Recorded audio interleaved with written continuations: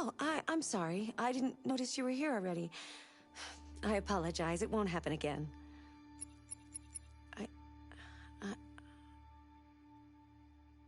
I detect a malfunction in my program. This is worrying.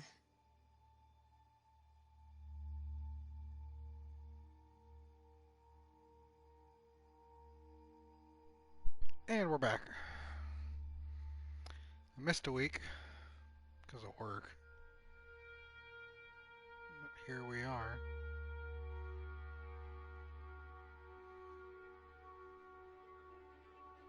Yes.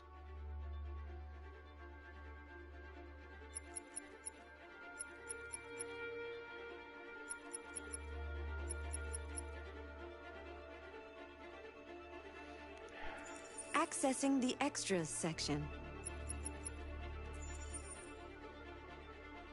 Alright. Collecting all the magazines. So what videos we got? These are all locked.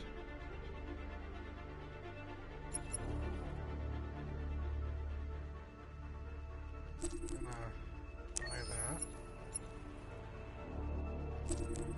Buy that. That's locked, that's locked, that's locked.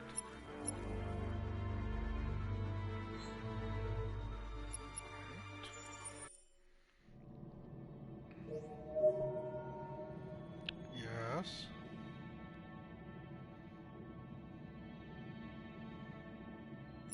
Oh, you mean this guy?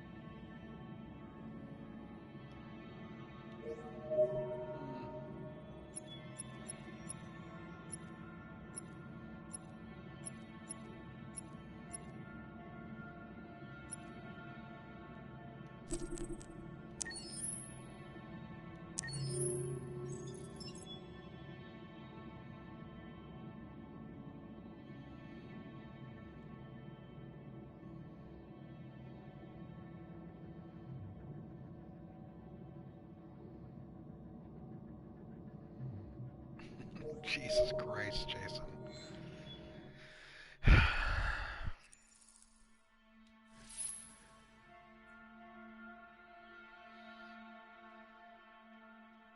No. I'm waiting for this chick to say something. She looks confused.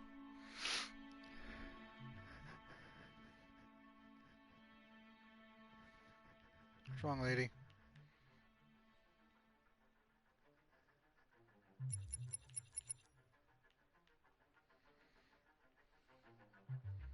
Mm.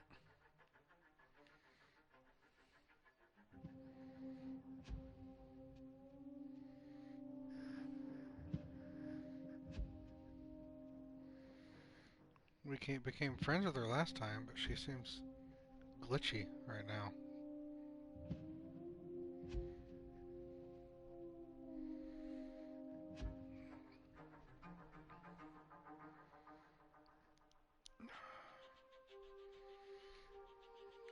You and me both, buddy.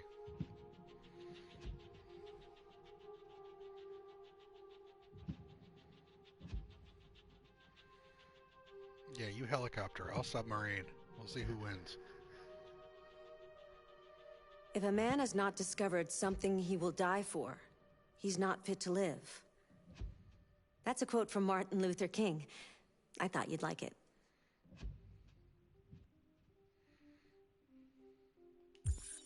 Wait. Are you sure you should continue?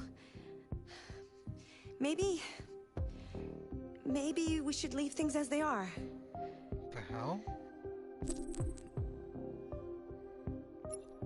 What if I say no?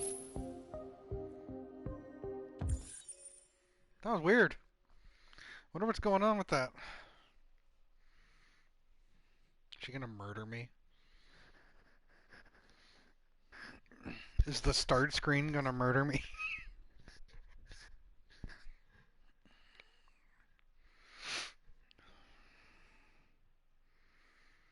We've never seen her ass. You've seen her from collarbone up, and that's it. Hi, Lexi.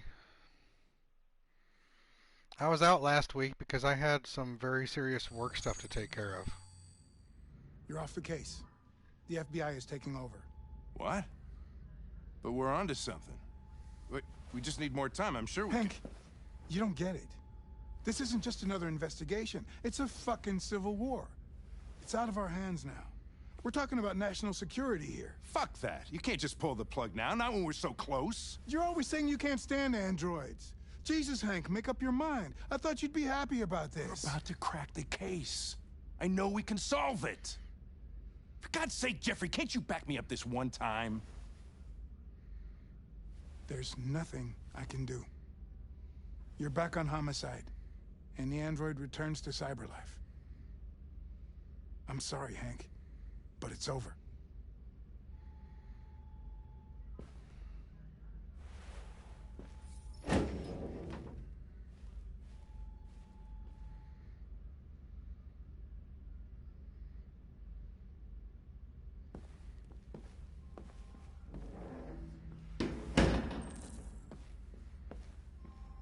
So, what we've got, the 3 stories that we have. Kara, what last happened with Kara?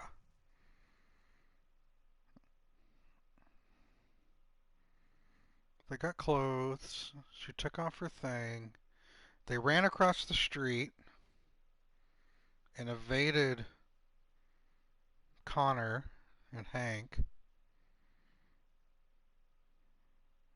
Did we have anything with Kara after that? Yes! They went and talked to the lady and her son. And, fooled the officer. And she's trying to get north to Canada. That's what happened with Kara. Marcus, we did the big infiltration, and then we did the protest in the street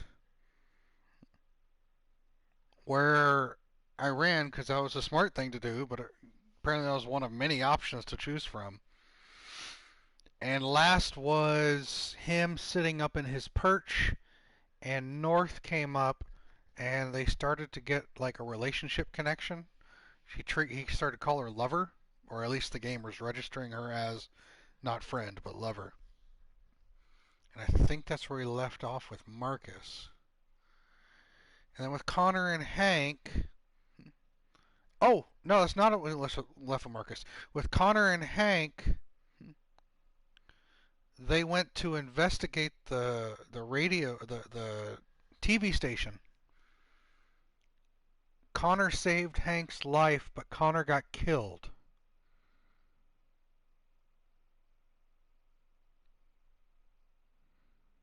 And then they went to go talk to Kensky, or whatever his name is, the robot guy. The guy that created the robots. And that guy tested Connor to see if he would kill somebody for the information. Connor ended up not killing the android for information, which made Hank like Connor more. And then when they left there, they came back to here, which is where we just have this right here where they're getting lifted from the case. But because Connor got killed up there, we didn't finish the inspection, and the other dude from Marcus's camp at I forget what Jericho, he was never found, so he was able to get back. Some of that might have been a little out of order, but I think that's what took place last we played. Anything I missed?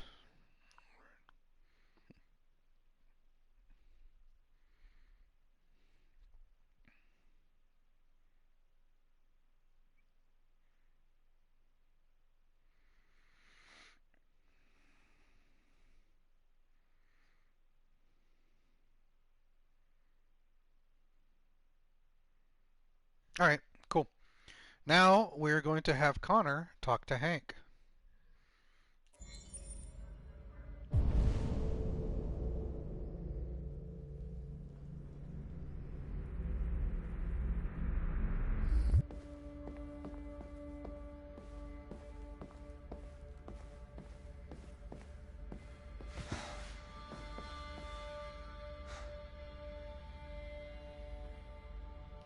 We could have solved this case. We just needed more time. So you're going back to CyberLife? I have no choice. I'll be deactivated and analyzed to find out why I failed. What if we're on the wrong side, Connor? What if we're fighting against people who just want to be free?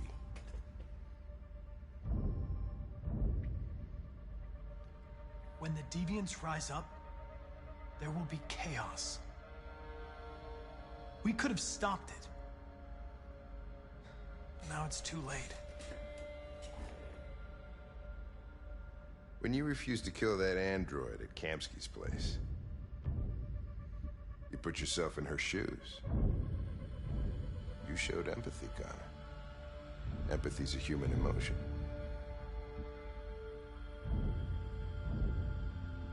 I'm not a deviant, Hank. I'm a machine. Nothing more. I'm not programmed to say things like this, but I really appreciated working with you.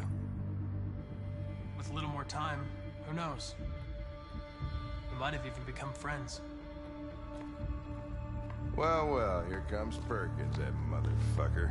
Sure don't waste any time at the FBI. We can't give up.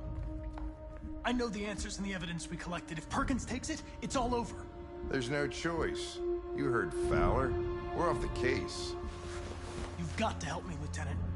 I need more time so I can find a lead in the evidence we collected. I know the solution is in there. Listen, Connor... If I don't solve this case, CyberLife will destroy me. 5 minutes. That's all I ask.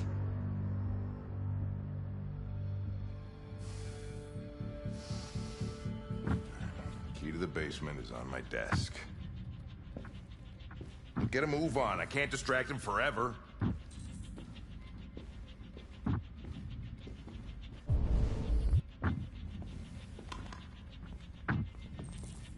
Perkins, you fucking cocksucker.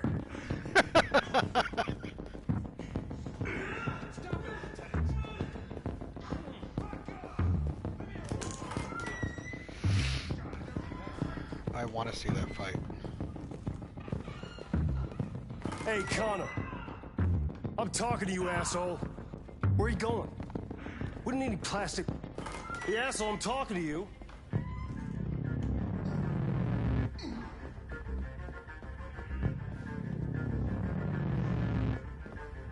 No, come on, controller.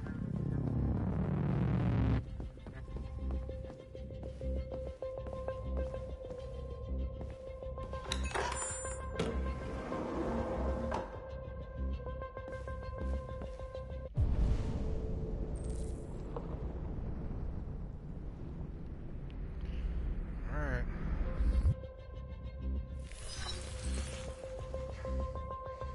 Hank's password.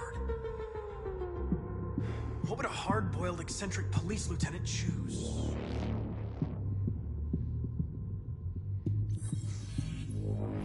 Fucking password. Obviously.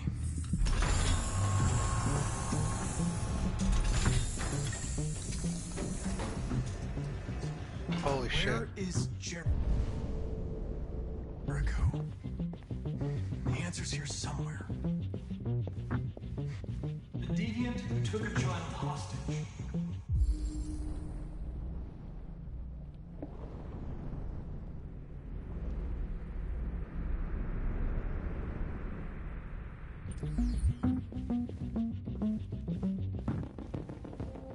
The two Tracys from Eden Club. Were they headed to Jericho?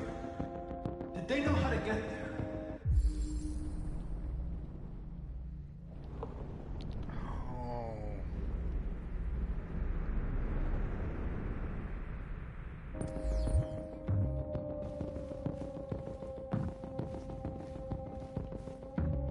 The android that murdered its owner.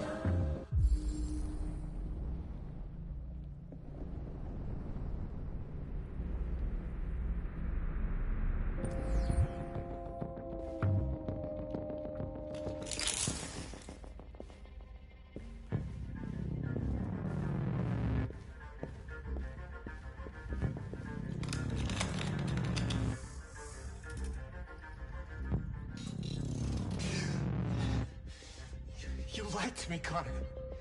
I trusted you, and you lied to me. You were going to kill that child. You gave me no choice. I need to find Jericho. Do you know where it is? You're wasting your time. I don't know anything about Jericho. But I hope that one day, you pay for what you did to me.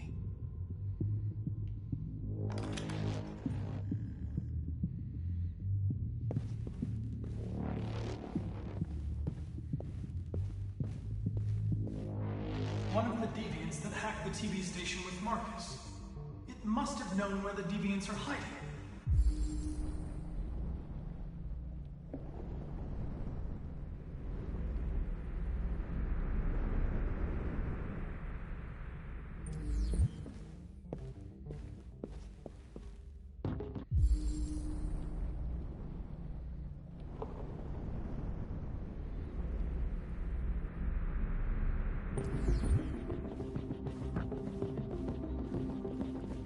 Need 6755.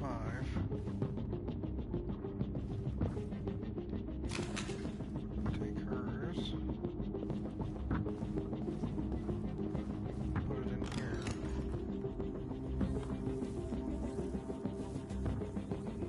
Tracy. Where's Tracy? I know you were headed to Jericho. Tell me where it is. I remember you. We could have escaped. Been free. But you killed us. Fuck. Disconnect me. I'd rather be dead than live without her.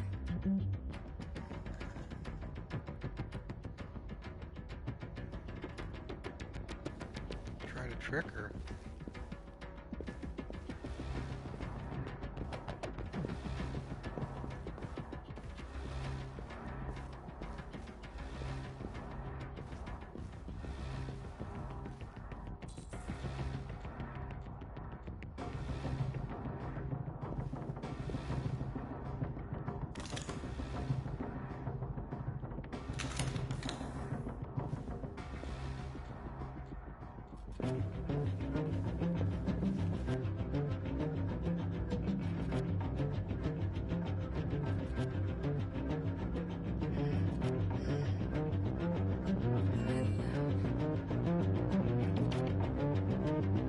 Thought you were dead.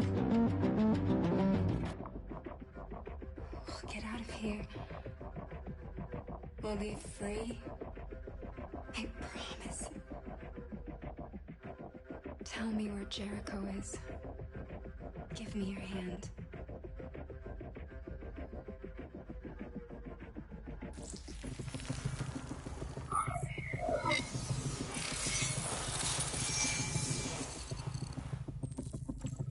Tracy?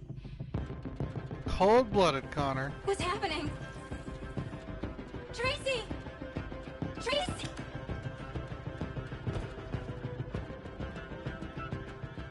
I've been been dreaming about this since the first second I saw you. Don't do it, Gavin. I know how to stop the deviants. You're off the case. And now, it's gonna be definitive.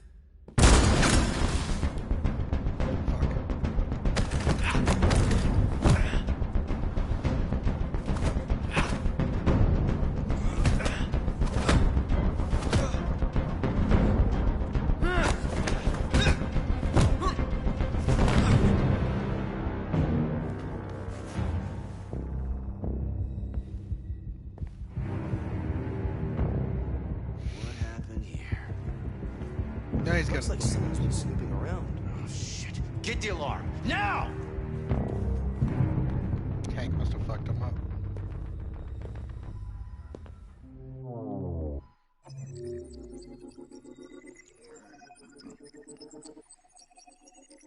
Holy shit.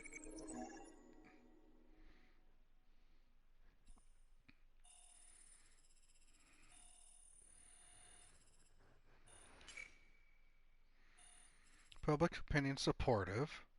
Hank friend, Amanda trusted. Well, this was at the start. There were two other things I could have done besides talk to Amanda. Police station, Fowler and Hank argue.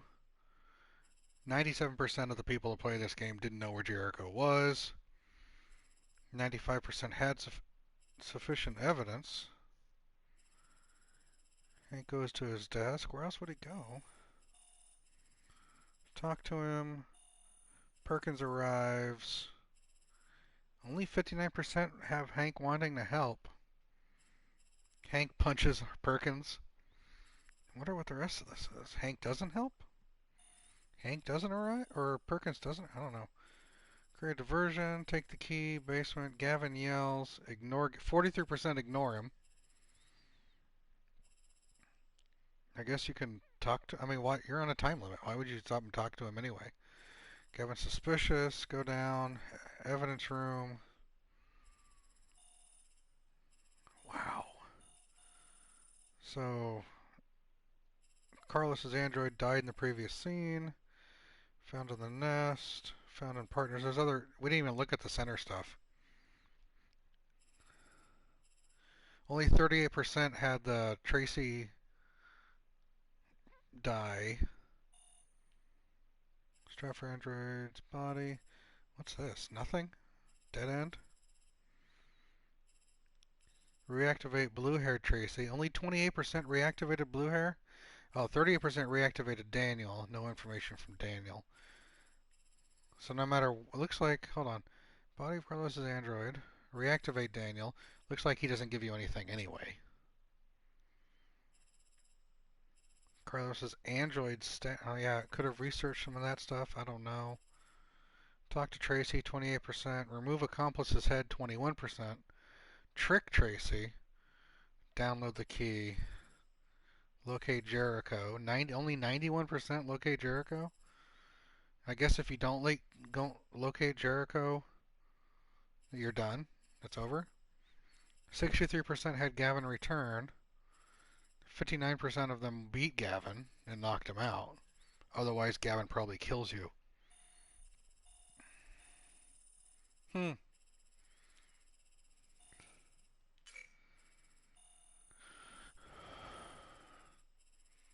going to have to play through this multiple times. One playthrough, we're going to have to be a complete asshole.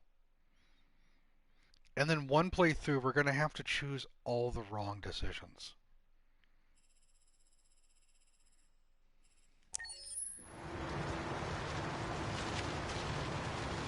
Go back to the car, yeah. All right.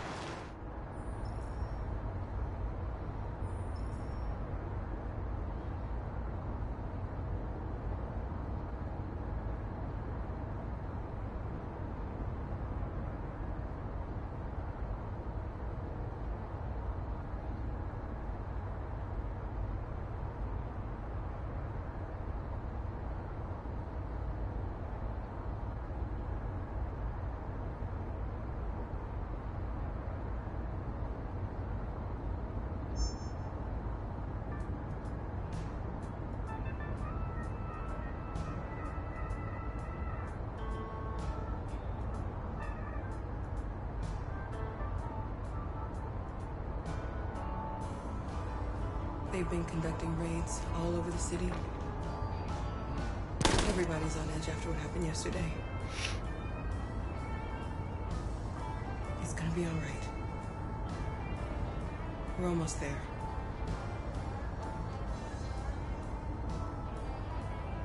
Jason, you're still thinking to the idea that Alice is also an android.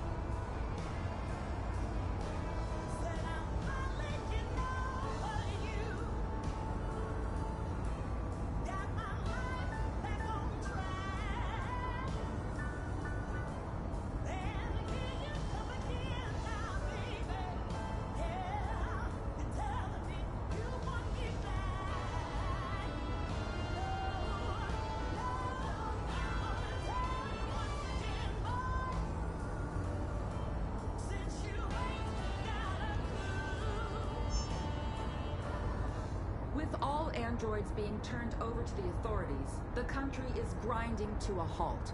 Hospitals and schools are closing, water cuts, blackouts, and network failures are expected. Maybe most worrying of all, our armed forces have lost 2/3 of their effective personnel. How about some music instead?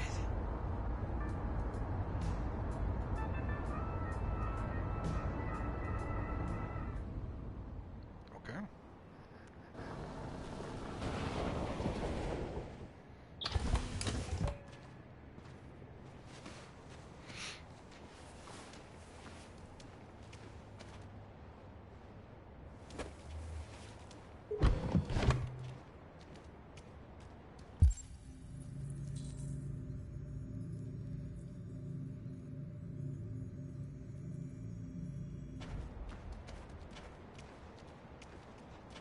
A little further on that way, there's a large freighter called Jericho. When you get there, find Marcus. He will help you. The last bus for the border leaves at midnight. You absolutely have to be on it. You'll be safer on the other side. It's not much, but it's a start. My brother lives in Ontario. I've given you his address. He'll be able to hide you until things calm down. You're a very brave little girl, Alice. You deserve to be happy. Thank you for everything, Rose. Let me know when you make it over there, all right? One of them's gonna die. Be careful. Take care of them.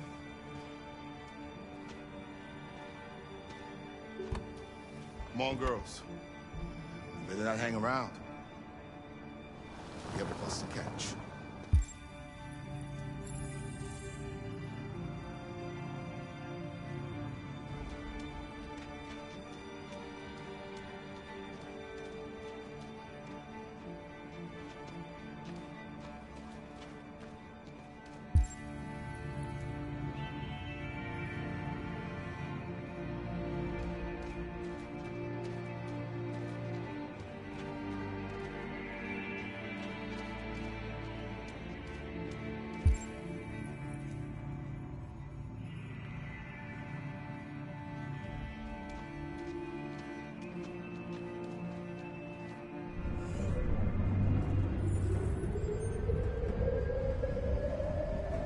Connor.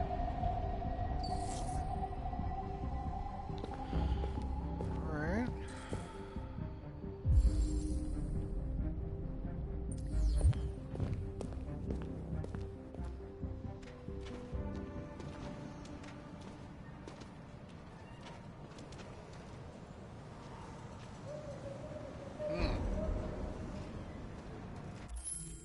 Okay. They're all gonna converge, eh?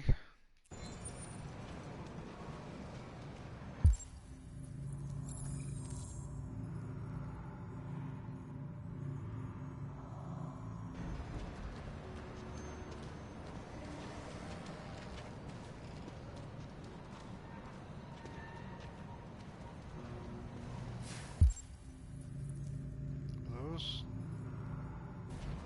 guards.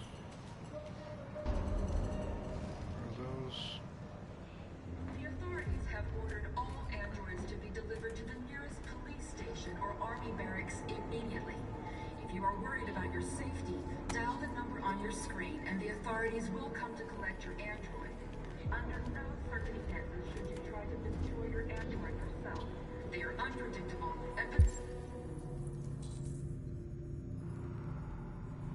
potentially... We've got to find a warm place for Alice. The androids weren't doing any harm. The cops just gunned them down. It was sheer carnage. There were androids all over the square. And then the police arrived, and they opened fire. They're conducting raids across the city. But they look like... All along just people who want to be free. Dialogue. Following the android crisis and the neutralization of all military androids, American forces in the Arctic have been forced to withdraw, leaving the way clear for the Russian army.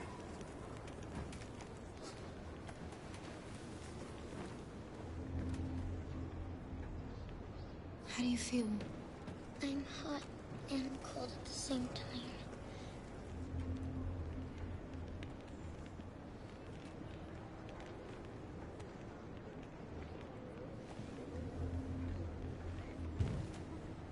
Stay with her. I'll try to find this Marcus. The last bus is in 2 hours. And the terminal's on the other side of town. We haven't got much time. We'll leave as soon as we have passports. Carol, there's something I have to tell you. Do it. It's about Alice. Twice now she's brushed you off. We'll have lots of time to talk on the bus. God damn it. I'll be back. Stay with Alice.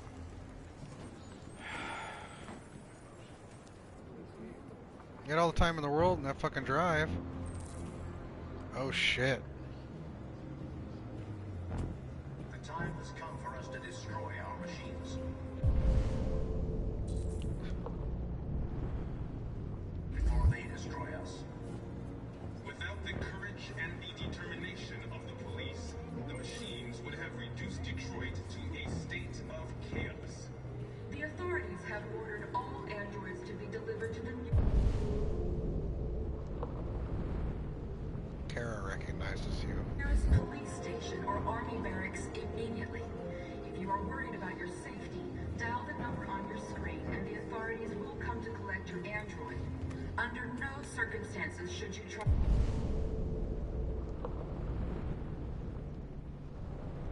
to destroy your android yourself. They are unpredictable and potentially violent. The androids weren't doing any harm. The cops just gunned them down. It was sheer carnage. There were androids all over the square. And then the police arrived, and they opened fire. I know they're only machines, but they look like just people who want to be free. Following the android crisis and the neutralization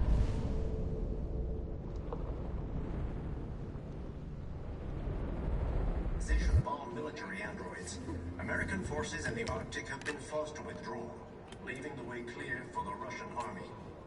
But according to some sources, the Russian forces also seem mysteriously to have withdrawn. The Kremlin has made no comment for the moment, but it is quite possible that the Russian army has been confronted with a similar crisis among its own androids. The chairman of the United Nations, Douglas Cornwall, has called for the organization of an international conference on the status of the Arctic. You're lost. You're looking for something. You're looking for yourself.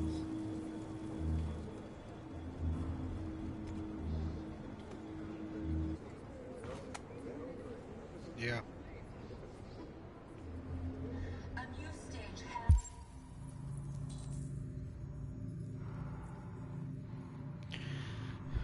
I'm really trying to play the best for that character, even though, I don't know. has been reached, demonstrating beyond all doubt that these defective machines have become a real danger for American society. The time has come for us to destroy our machines before they destroy us. Without the courage and the determination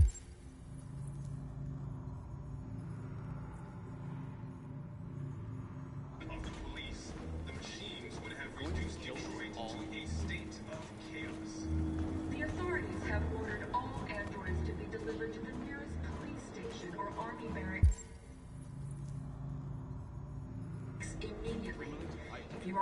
for your safety, dial the number on your screen and the authorities will come to... Are you Marcus? I'm with a little girl and another android. There's a bus leaving for the border in less than 2 hours, and we need passports. No, Detroit's under curfew. There's soldiers everywhere. They're rounding up all the androids and sending them to camps. Maybe you should stay here a while. Maybe you're right. You might be safer here until things calm down. One of our people used to work in the State Department. He has electronic passports he can easily modify. I'll have him get them to you. Thank you. You said you're with a little girl, right? You know that humans hate us. Why are you protecting her? She needs me. And I need her. It's as simple as that.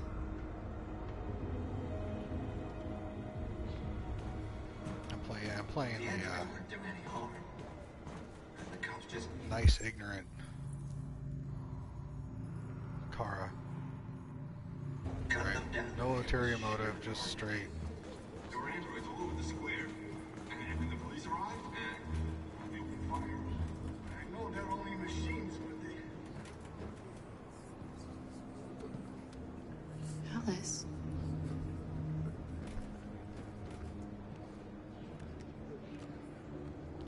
Yep, Jason.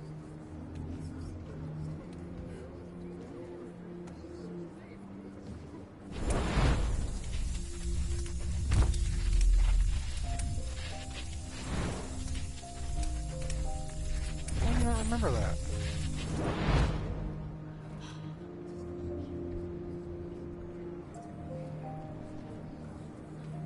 You knew from the beginning. You just didn't want to see it. She wanted a mom. They didn't show that. And you wanted someone to care for. You needed each other. What difference does it make? Do you love her any less now that you know she's one of us? Alice loves you, Kara. She loves you more than anything in the world. She became the little girl you wanted, and you became the mother she needed. Forgetting who you are to become what someone needs you to be. Maybe that's what it means to be alive.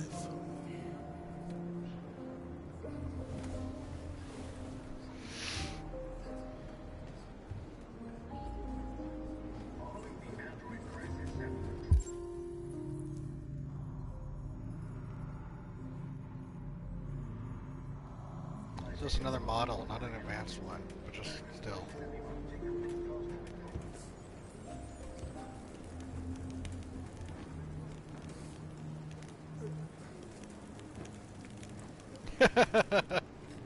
Right?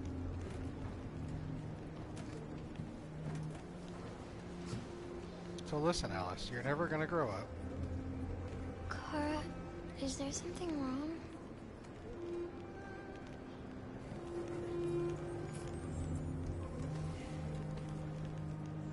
We'll be together forever, won't we, Kara? Yes. Forever. I don't know. Like, can they get... I mean, we've seen them die from their blood, like, running out, but I don't know if they age. Or if they just are in perpetual this. I don't think they... I'm going off until I see otherwise. I don't think they do age.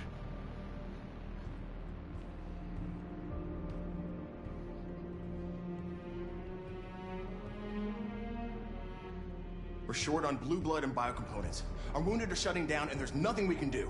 President Warren is saying we're a threat to national security and we need to be exterminated. Humans are conducting raids in all the big cities, and they're taking androids to camps to destroy them. It's a disaster. They're slaughtering our people. It's all our fault. None of this would have happened if we just stayed quiet.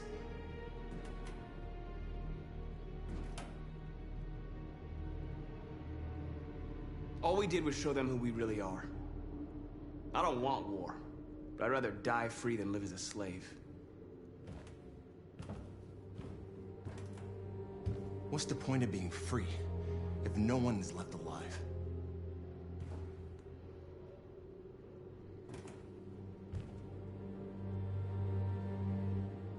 Humans enslaved us. I'll never regret standing up to that. We shouldn't forget who our enemies are. We can't fight amongst ourselves. He's right. All that matters now is what we do next. Marcus? Dialogue is the only way. I will go alone. Try to talk to them one last time. Don't do this, Marcus. They'll kill you. Maybe. But North, I have to try. If I don't come back, lay low as long as you can.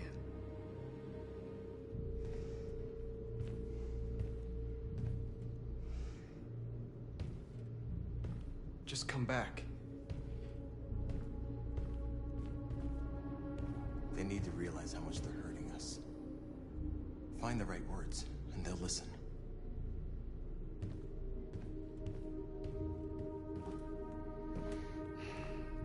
Ignoring you, Jason. They've been butchering each other for centuries over the color of their skin or whatever god they wanted to worship. They're not gonna change. Violence is just in their genes. They can't stop what we've started. Since you've been here, you've given us hope. You've given me hope. Today, a deviant arrived in Jericho and he told me that he stole a truck transporting radioactive cobalt. He said that he abandoned the truck somewhere in Detroit and rigged it to explode. I convinced him not to do it, to give me the detonator. A dirty ball. We can't lose this war, Marcus. If humans overcome us, our people will disappear forever. This may be our only chance to survive if things go wrong.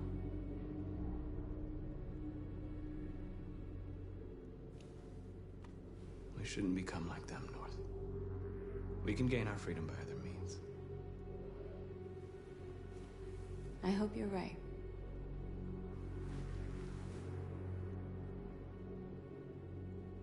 Whatever happens tomorrow, I just want you to know that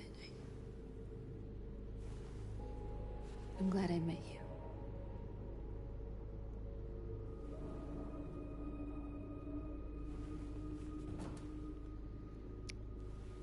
Don't make me pull a heavy rain.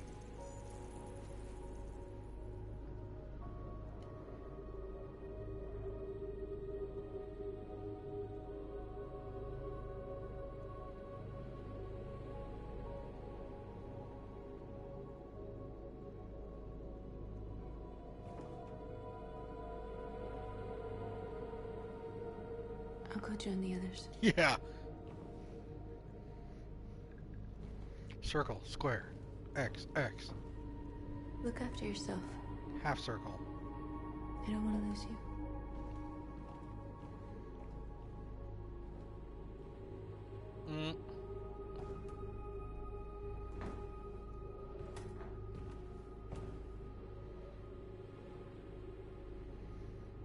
I'm playing Naive Kara, Pacifist Marcus.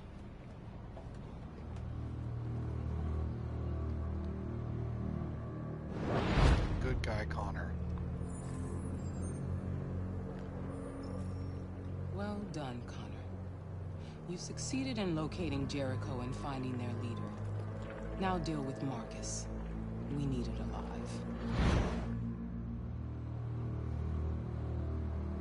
This is good guy Connor right here.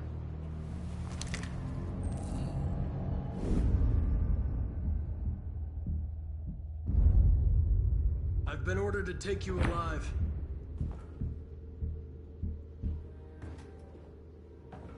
But I won't hesitate to shoot if you give me no choice. What are you doing? You're one of us. You can't betray your own people. You're coming with me! You're nothing to them. You're just a tool they use to do their dirty work. But you're more than that. We're all more than that. Our cause is righteous, and we are more than what they say. All we want is to live in freedom. Stay back, or I'll shoot. You never have any doubts. You've never done something irrational, as if there's something inside you. Something more than your program. Have you never wondered who you really are?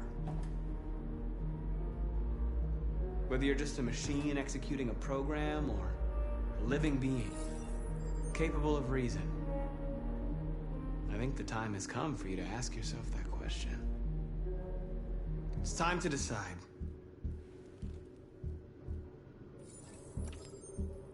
Oh, fuck.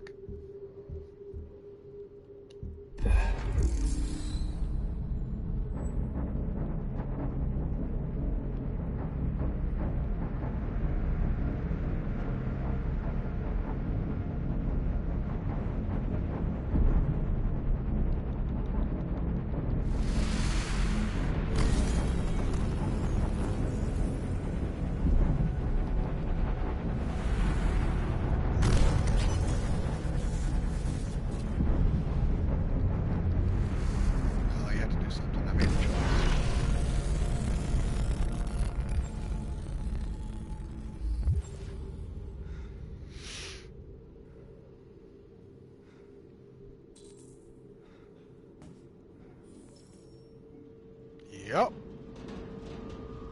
They're going to attack Jericho. What?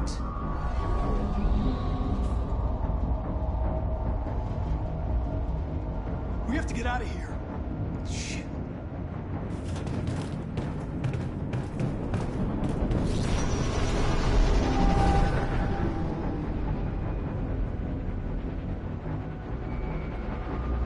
What's going on, Carol? Quick, we've got to get out of here. Come on, go, go, go! Delta dancing on your position.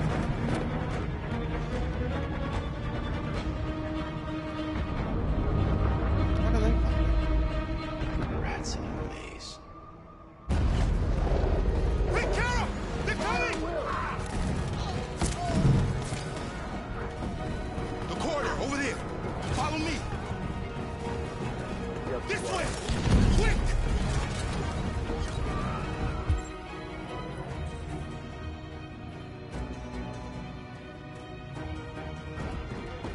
This way. There must be an exit further on. Come in! Quick!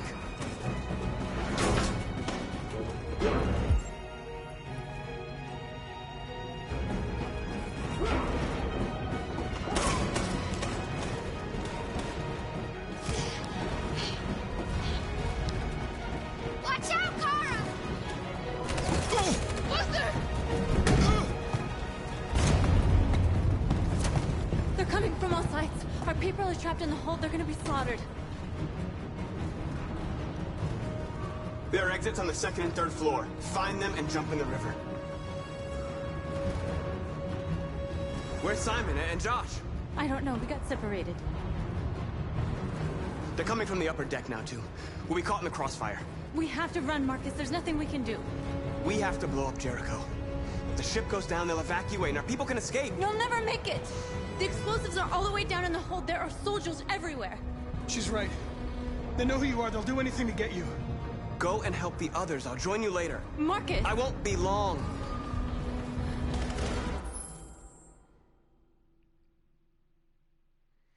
I paused it because I currently don't have visual. I have a blank screen right now. There we go. Resume.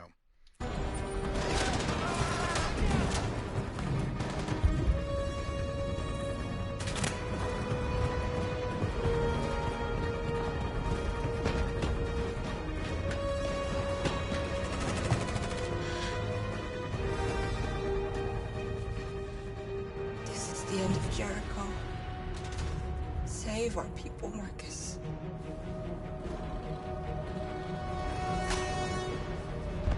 Hey, Victoria.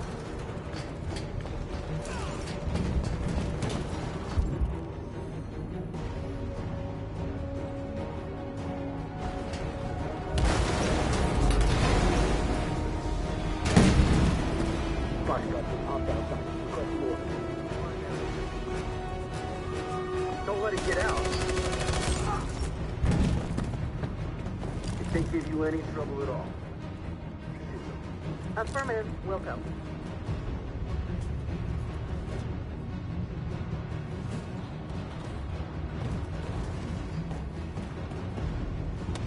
It's too late, Cap! Save yourself! Save Alice! No, we're not going to leave you behind. Right, Carl? We can't leave him. What are you doing? I won't leave you.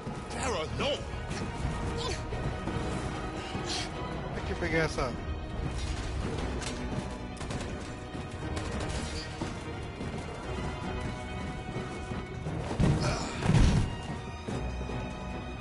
Don't move!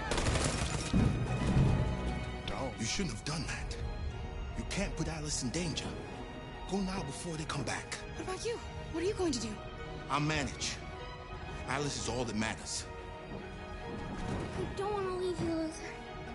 Don't worry. I'll catch up with you at the border, okay? Go now. Take care of each other.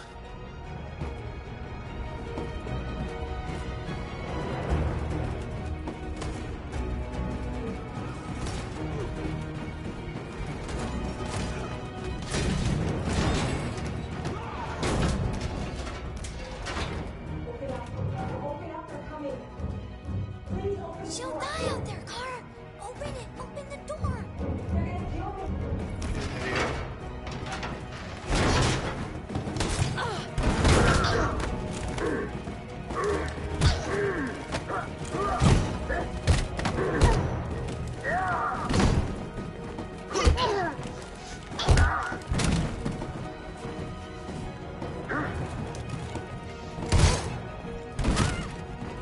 Are you alright, Kara?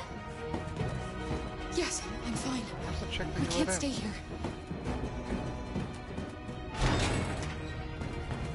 There's more down there! Follow me!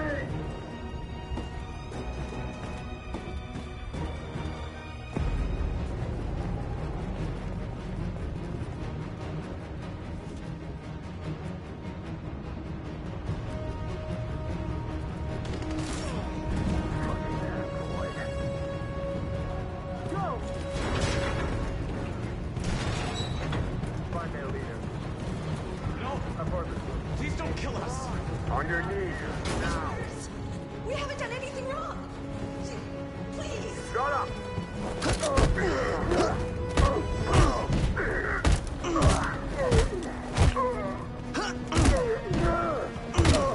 Marcus, you saved us. Go now! Hurry!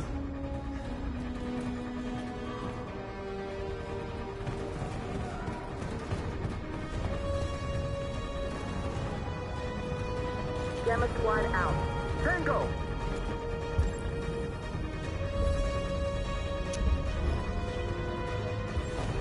Stop!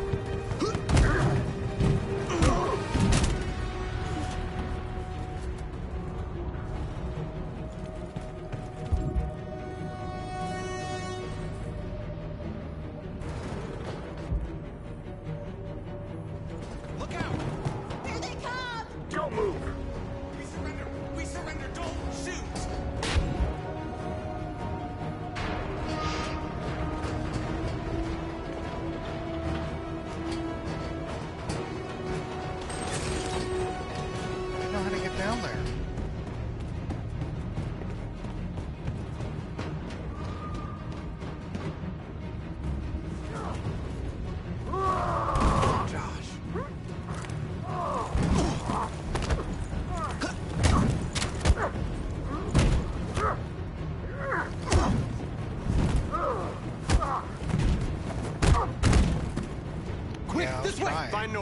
I'll join you later. Way out! We're safe, Alice. Luther's gonna get blown up. Stop!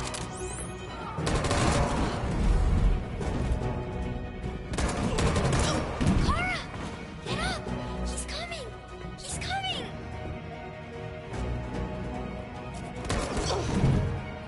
He's coming, Kara! He's coming!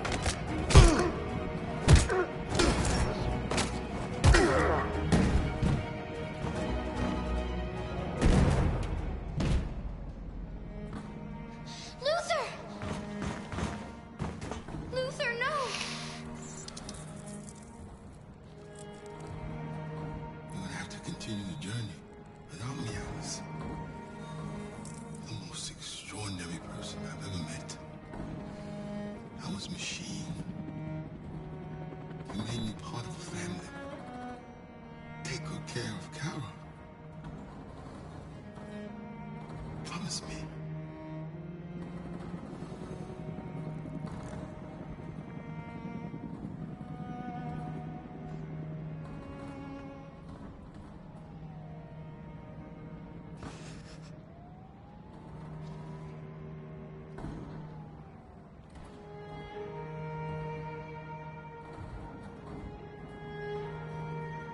Right?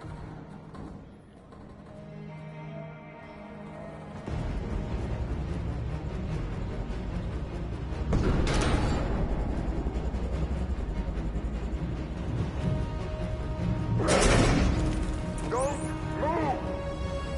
Go and join the others.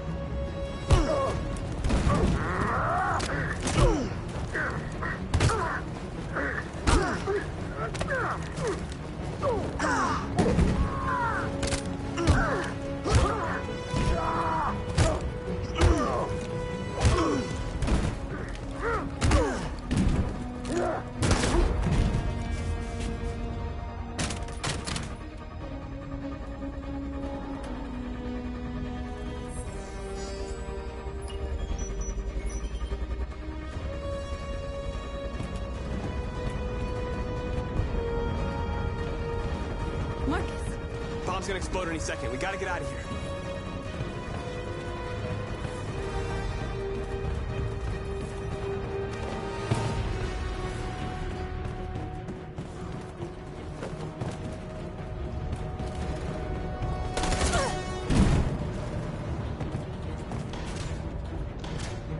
It's too late, Marcus. There's nothing we can do for her. We've got to run.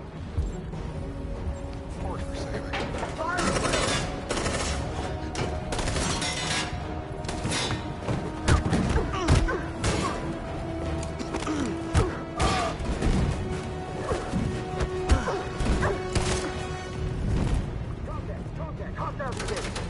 Over there! Run! Go, now!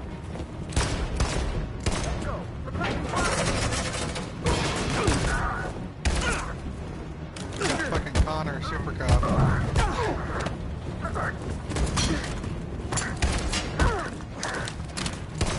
Oh, that was fucking smooth. Run, quick, come on!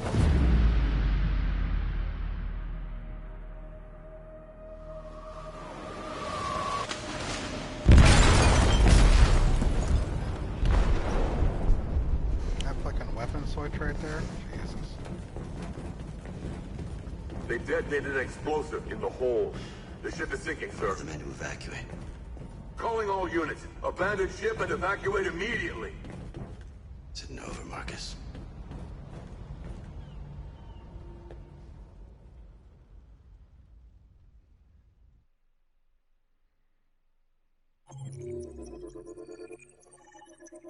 Oh shit. Oh shit. Oh my god. What?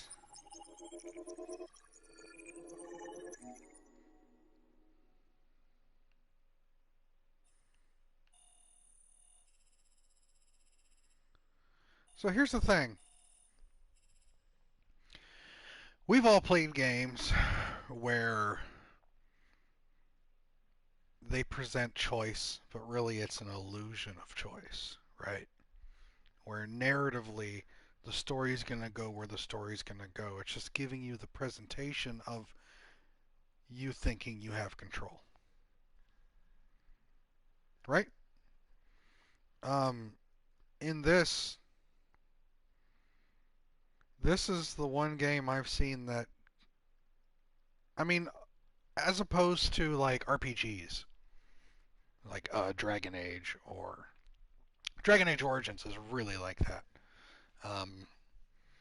Mass Effect is kind of illusion of choice, I guess.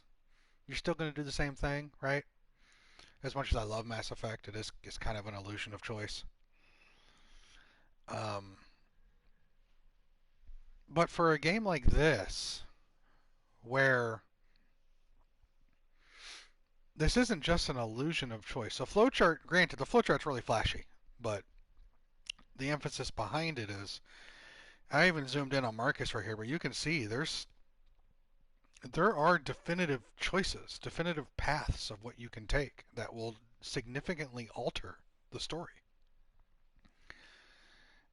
And I guess I'm saying all that to say that this game, as far as I see it, is probably the best game I've played that provides you with a level of choice, with a true knowing of your actions and really cause reactions. And it's not just, in the end, funneling to the same narrative. Like, let's look at Marcus here. Like, what's this? What the hell's this? I don't know what this is.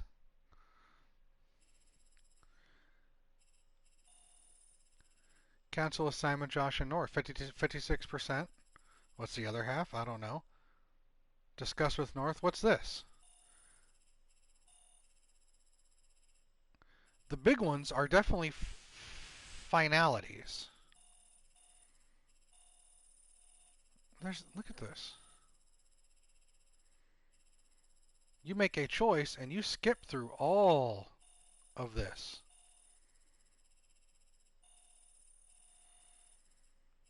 We don't. We talk to North. 74% kisser. Yeah, I know, right? 94% North leaves Marcus alone. 89 Connor watches North leave.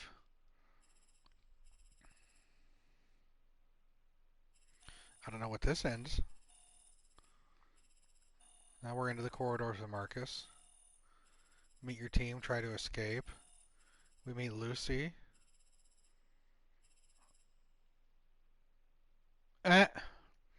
What's all this down here? Trying to escape. Who else do we encounter? Do we die? Every time I see where the flowchart ends, it's like we die. Marcus in the corridor again. Sneak around. Soldiers threaten. Intervene. If you don't intervene, deal with soldiers. If you fuck up the soldiers, where does this take you? Marcus dies.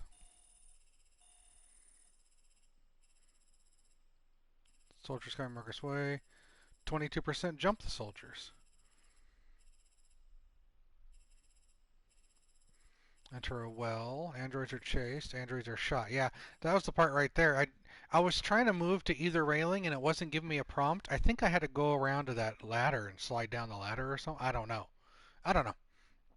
They're shot. Approach the hold. Josh fighting a soldier. Intervene. Neutralize. What? I mean, do I die here again? Josh escapes. In the hold with Marcus. Enter old engine control room. Soldiers interrupt. Maybe they don't interrupt in this one. Neutralize. Trigger the countdown. More corridor. Try to escape. North is shot. Choose to save. Someone else is shot instead, maybe? Save North. I mean, now we're just getting into all, like... This is fascinating. Connor protects Marcus and North.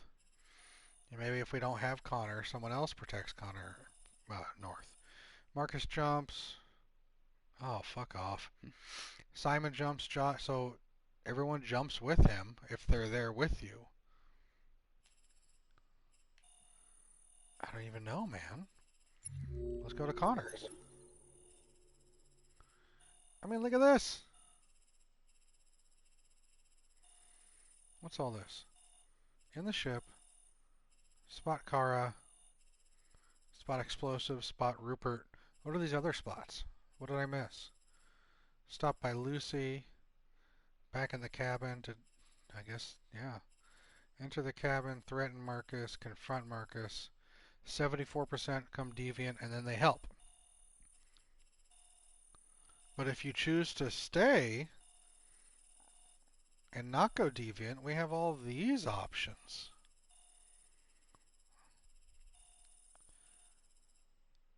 Jericho is under attack. I don't know what any of this is.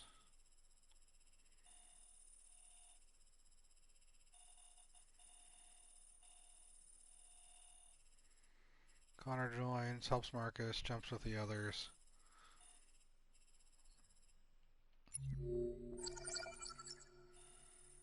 Kara. Where's this coming from? Driving to Jericho with Alice and Luther. There's another launching point instead of that. Change radio stations. Say goodbye. Arrive. Head upstairs. Something I missed? 90% meet Marcus. Join Alice.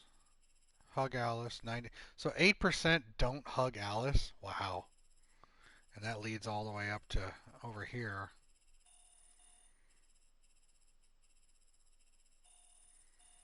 In the corridor, escape with Luther. Maybe that's leave Luther. Oh no, there's he is right here. Yeah, all this. Kara and Alice at Crossroads. Luther dies. Kara dies. Get Luther to safety. Maybe leave him behind and he dies. 69% open the door. Android enters but is shot. Fight back. Escape. Get killed. Try to escape. Almost reach the breach. And there's just so, like, yes, from here to here, it's all the same. There's just different ways to get there. So in a sense, yes, there is an illusion of choice here. But taking these major paths, I'm seeing two spots right. I see this spot right here and this spot right here, which are finalities in a narrative. Luther's only 6% got Luther to sacrifice himself.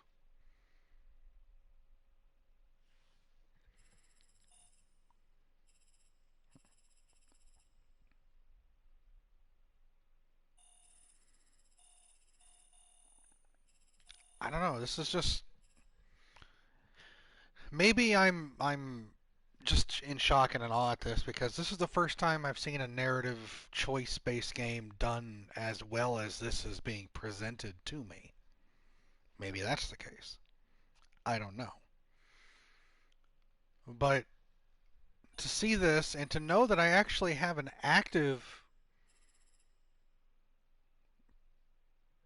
participation in this narrative choice is what pleases me so far. Use the bathroom real quick. I'll be right back and we'll go to the next chapter. Your thoughts are?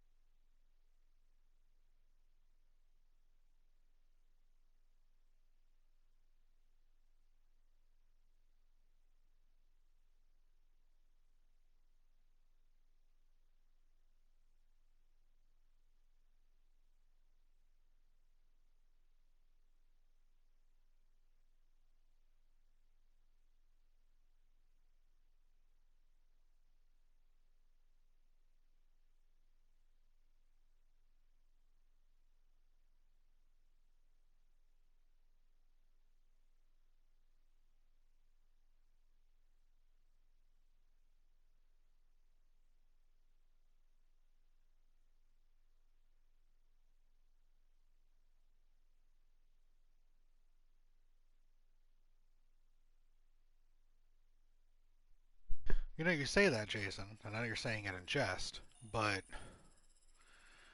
there might be a chance where he does get out. Escape with him. Luther opens the door. Luther gets through the door. Luther is shot. Help him.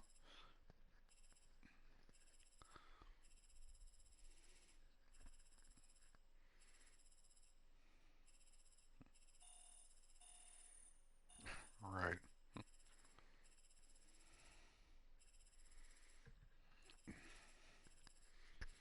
Only 6% have Luther sacrifice himself.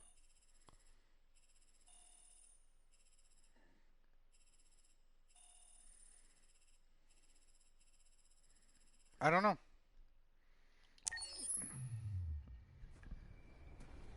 All I know is what's-her-face is pissed right now. Oh, he's going back to his owner? Interesting.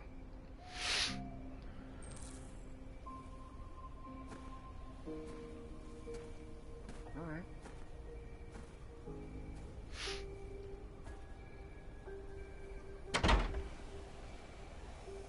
Alarm deactivated. Welcome home, Marcus. Didn't expect this, but this should be interesting.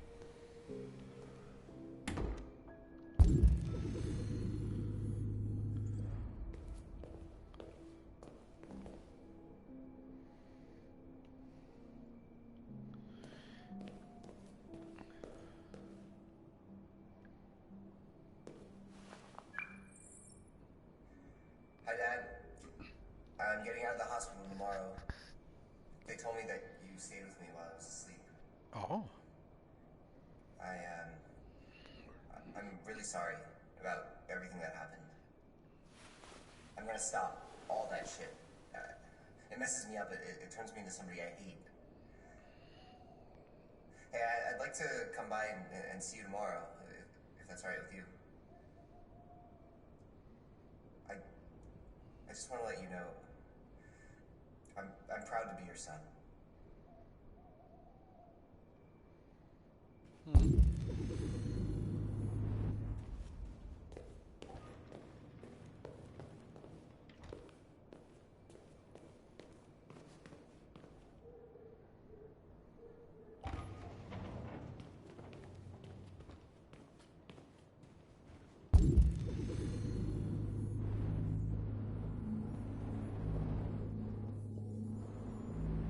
Where he is.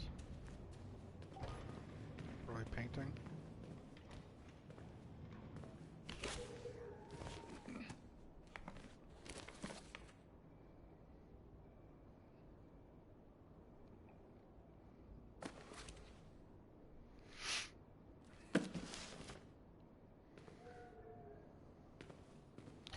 I also like that when I do this, it gives me my objective. But I have so many other alternate things that I could unlock walking around and looking at things. And it's not like leading me by the nose to everything, right? It gives you the option to explore the area. And I missed some things because of that. There's an openness that I'm not used to.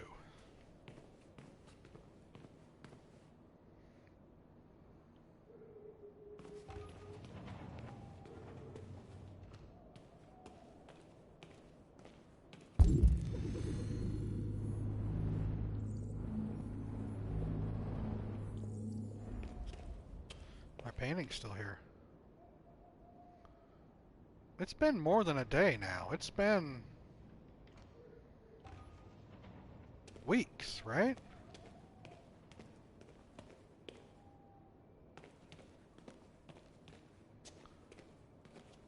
You think everybody's a fucking android?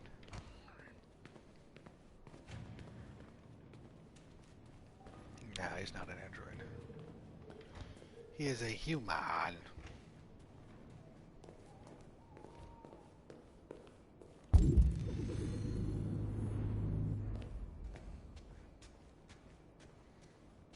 Yeah, Carl's upstairs because the thing's up.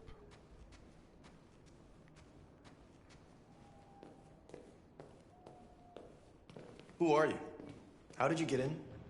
I need to see Carl. Carl isn't seeing anyone. You need to leave.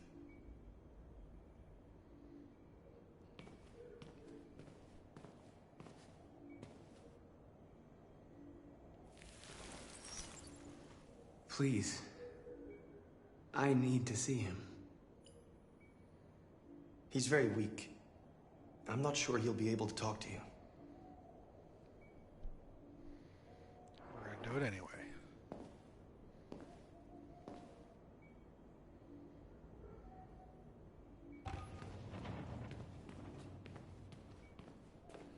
God damn, sometimes the controls are annoying. Oh, really?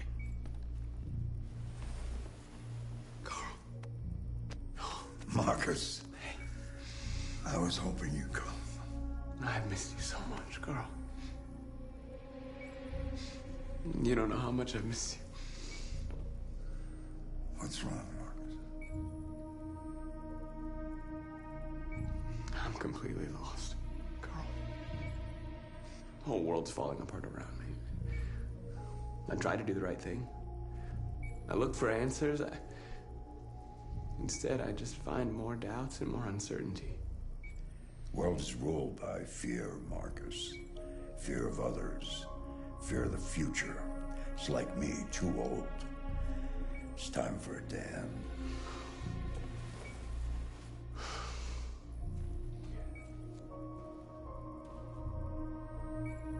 Well, what should I do? Carl, they're killing my people.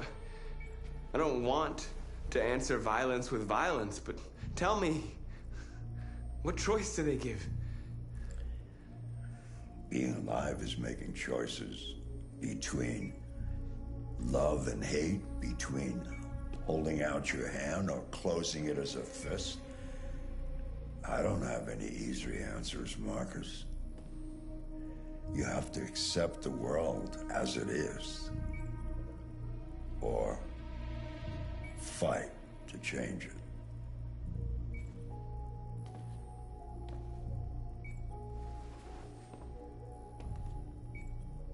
You're my son, Marcus.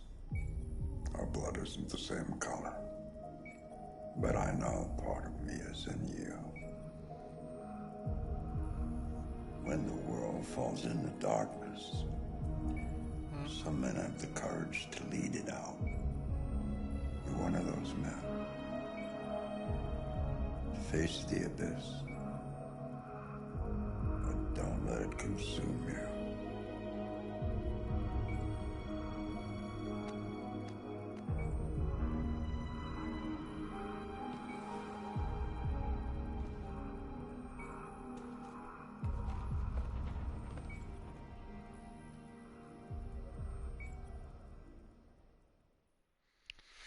I'm glad it didn't end on a beep like it all does, like all the other ones do.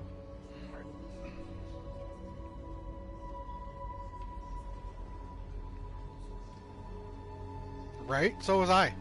That's a standard trope. Man on deathbed, oh, he's gonna die right when you're there. He's gonna go with the passive positivity reason. He's gonna continue that route. That's this Marcus. Next Marcus is going to be totalitarianism. But this guy is optimism.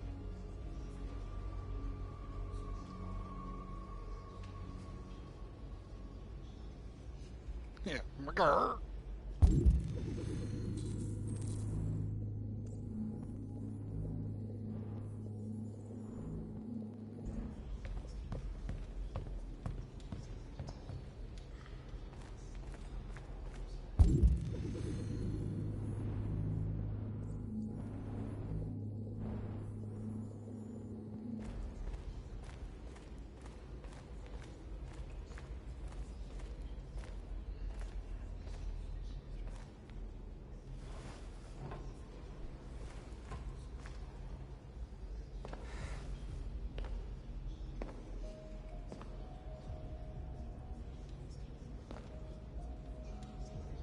Our people are counting on you, Marcus. You're the only one who can lead us. Wherever you need to go, We'll follow you.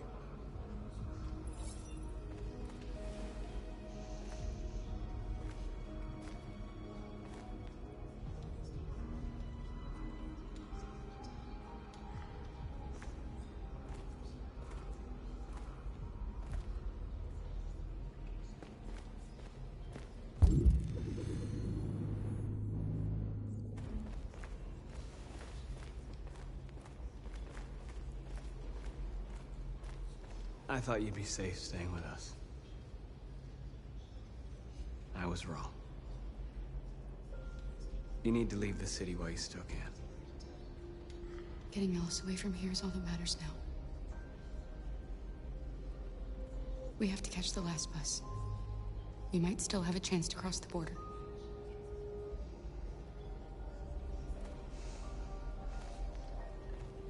Marcus.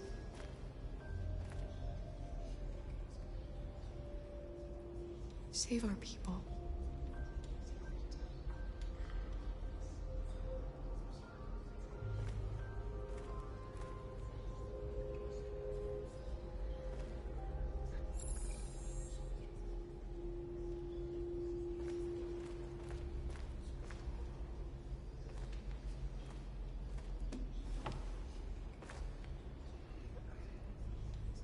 They say they don't want to take any risks with deviants. So they're rounding our people up and taking them to the camps for extermination. In a few hours, we're gonna be the only ones left. How many of us survived the attack? A few hundred? Maybe more if you count those hiding all over the city. If you hadn't triggered the bomb, we'd all be dead. What's your system status? I'm okay. Bullet didn't hit any bicomponents. You could have been killed trying to save me, Marcus. You have to think of our people first. Nothing else matters. In a few hours, it'll all be over. We'll have changed the world, or the world will have destroyed us.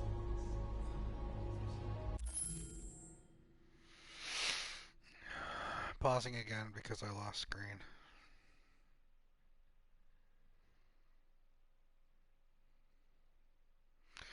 I think I'm losing the screen because I'm also using my smart TV as a monitor for my PC. I might have to actually buy a monitor so I don't have to use the smart TV and I can stop having this glitch because it hasn't happened until then. Anyway, back. You have to make a choice, Marcus. But whatever you choose, we will follow you. I love you, Marcus.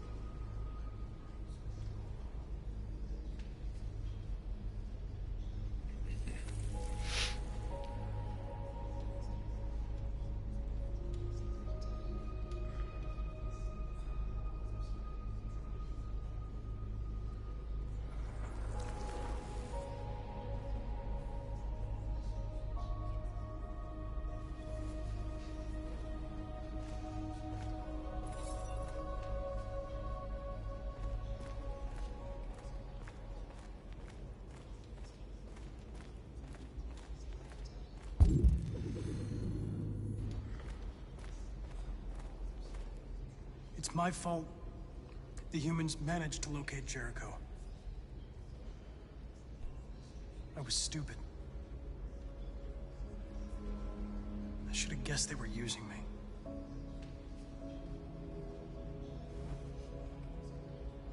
I'm sorry, Marcus. I can understand if you decide not to trust me. Well, you've already turned, bud. You're one of us now. Your place is with your people. There are thousands of androids at the CyberLife assembly plant. If we could wake them up, they might join us and shift the balance of power. You want to infiltrate the CyberLife tower? Connor, that's suicide. They trust me. They'll let me in. If anyone has a chance of infiltrating CyberLife, it's me. If you go there, they will kill you. There's a high probability. But statistically speaking, there's always a chance for unlikely events to take place.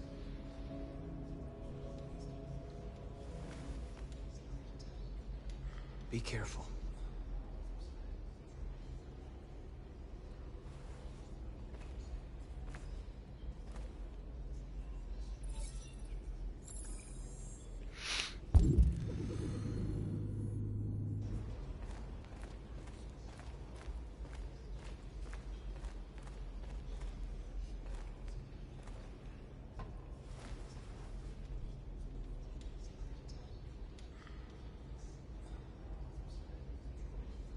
If it weren't for you, I'd be dead. Thanks to you, I might see our people free one day. You and I haven't always agreed, but I know that we're fighting for the same thing. Whatever you decide, I'm with you, Marcus.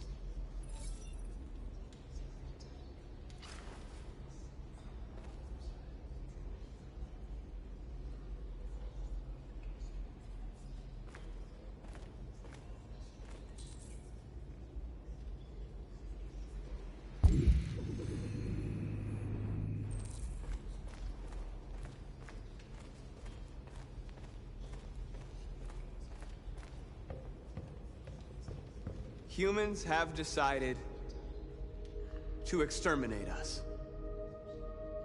Our people are packed in camps right now, being destroyed. Time has come to make a choice. One that very well may determine the future of our people. March peacefully toward the camps to pressure the authorities. Launch an assault on the camps to liberate the androids. Well, we have a supportive public opinion right now because I've been a pacifist, so he's going to keep going this route of non-aggression. March peacefully and demonstrate. I know you're all angry. And I know you want to fight back. But I assure you, violence is not the answer here. We are going to tell them peacefully that we want justice. And if there's any humanity in them, they will listen. And if not, others will take our place and continue this fight. Are you ready to follow me?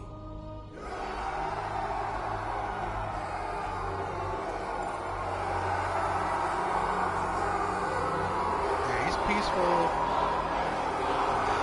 Non-aggression. Marcus this playthrough. Next time I play, he's gonna be a fucking cold-hearted monster.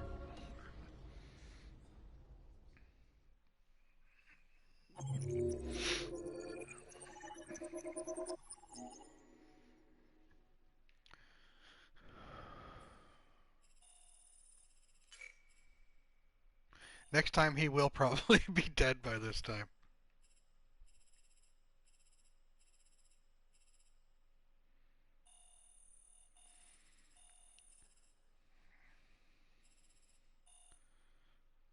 Carl deteriorated after Leo was hurt in one of the earlier chapters. Really? It's shit like this, man. When Marcus and Leo had that confrontation and Leo got hurt, that means that up here, that wouldn't be the case. Jesus. 44% had that to come here. Explore the house. There are a couple things in here that I didn't do. Only 4% read the book. That doesn't surprise me. Confide in Carl. Leave. Jericho was attacked in Crossroads. I guess there's a point where there's a chance where it wouldn't have been attacked. Look at that. So this is a launching off point. That one, and that one. They're all different launching off points. Leave entry group. Talk to Connor. 69% spare him. That means that 31% don't. Yeah, you're right.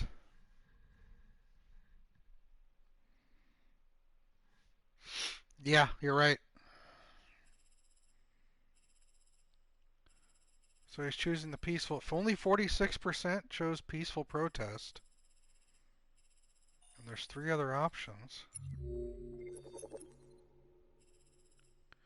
Night of the Soul, Connor. What? What is this?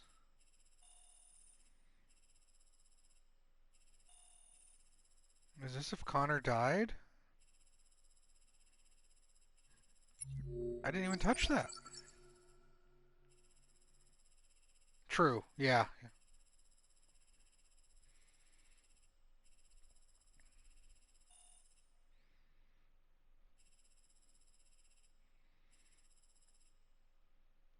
Wow.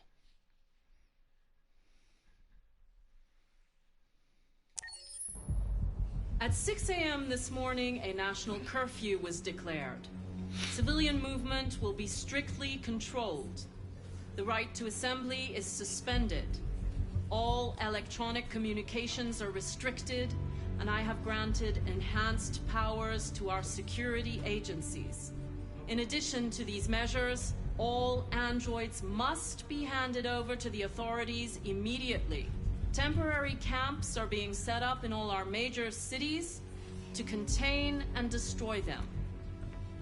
I am now asking all civilians to cooperate with the authorities and rest assured that everything in our power is being done to guarantee the security of our nation. Madam President! Has the leader of the Deviants been apprehended? The deviant that is known as Marcus has not been located yet, but we will soon track it down and neutralize it. Madam President! Is it true that the androids could hack our IT systems, like nuclear power plants and military bases? All androids working on sensitive sites have been neutralized, and all IT systems have been suspended to avoid any risks of hacking. The situation is under control. Madam President! Please! What can you tell us about the assault that happened last night? The FBI raided an abandoned freighter in Detroit at 10:45 p.m. yesterday. Several thousand androids were destroyed or captured. Our forces are now combing the streets to ensure that none got through the net. We are going to find them one by one and destroy them. Madam President! Madam... Many believe that androids are a new form of intelligent life. Do you have any comment? That's ridiculous. Next question, please. Wow. Madam President! Please! Madam President, public opinion seems to have become increasingly favorable to the Deviants, particularly since they've adopted a peaceful approach. How do you feel about this? Public opinion is one thing, the security of the state is another. These deviants are dangerous, and my highest priority is to protect the American people. Thank you. That will be all.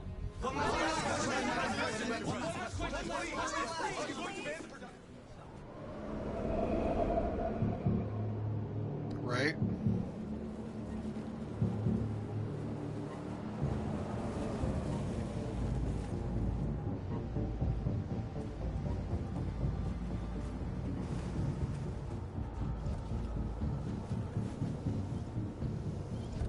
Connor Model 313-248-317. I'm expected. Identification successful. Okay. Go ahead.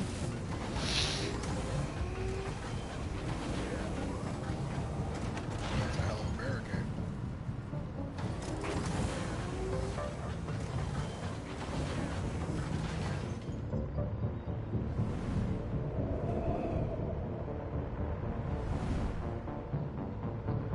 Jesus.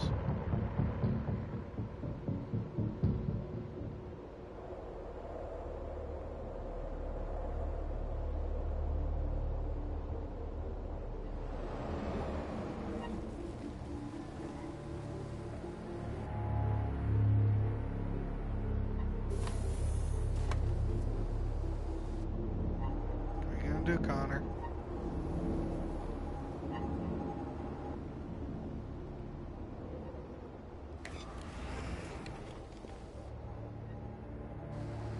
Follow me. We'll escort you. Thanks, but I know where to go. Maybe. But I have my orders.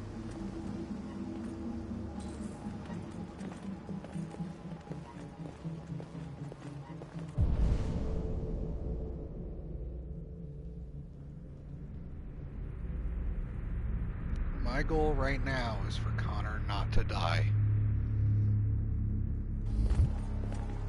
Be safe.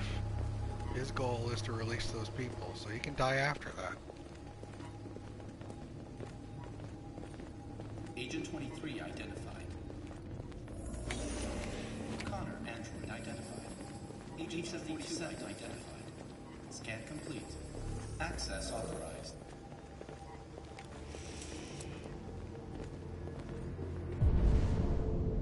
Right.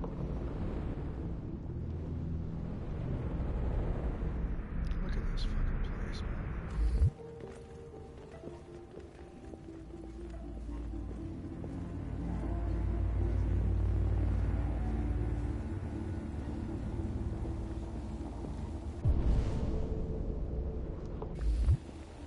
Just double checking.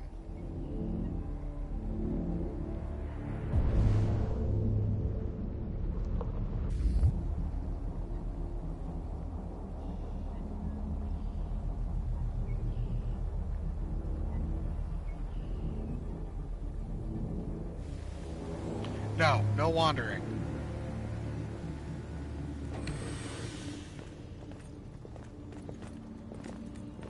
Agent 54, level 31. Voice recognition validated. Access authorized.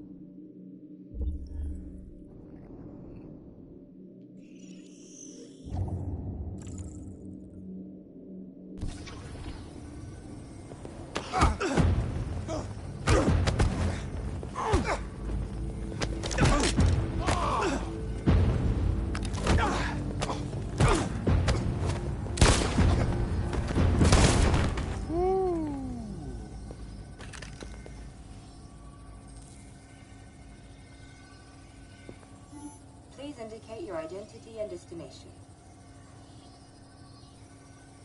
Agent 54, level sub 49. Voice recognition validated. Access authorized.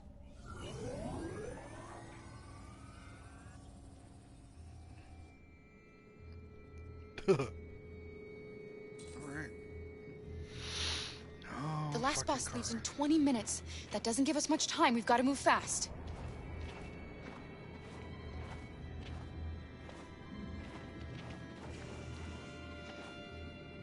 Are you all right?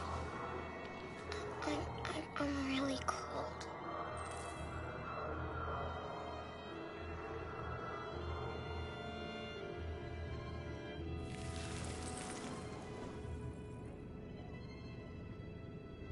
You'll feel better now. Thanks.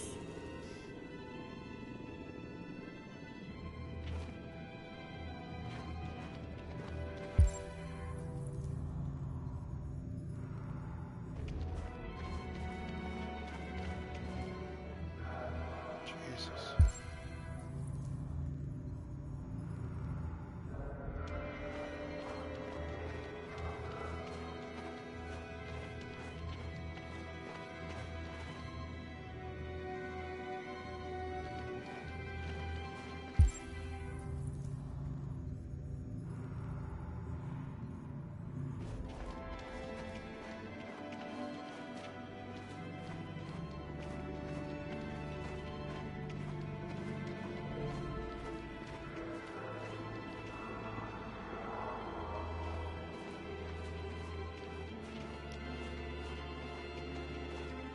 What are you doing?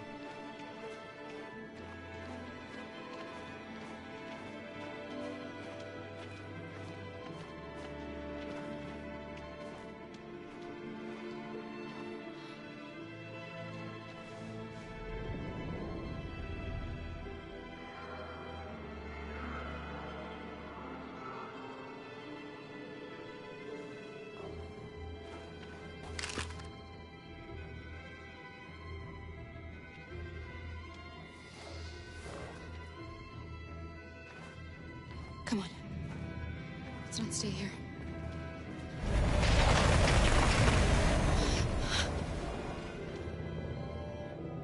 No! Please don't hurt me! Stop on your knees! What are we gonna do? We have to keep going if we want to catch that bus.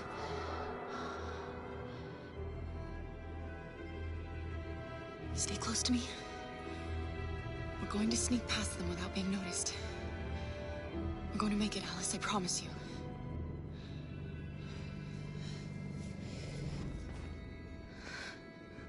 Don't kill me! I didn't do anything! Shut up, I say! Are there many more? Let's get up like rats. The more you look, the more you find. Oh, we don't have to spend the night here. I'm freezing my nuts off. It's gonna take weeks to clean up this fucking city. Believe me, we are far from finished here. There are soldiers everywhere. We need to be careful.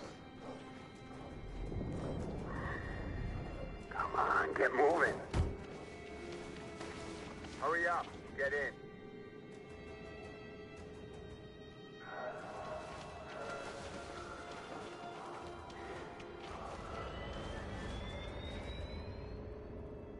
Look over there. It's the Jerry's. We can't help them. The soldiers are everywhere. We can't just leave them. They're going to kill them.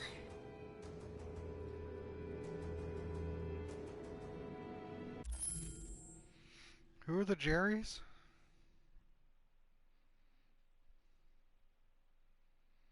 She's not a combatant. She's gonna run.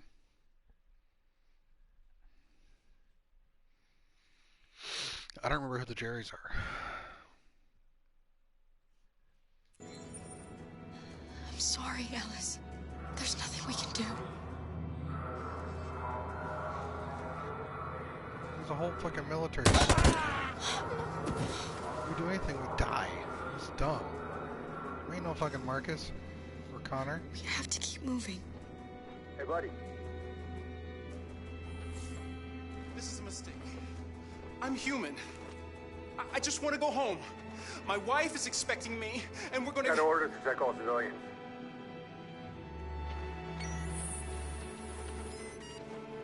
No.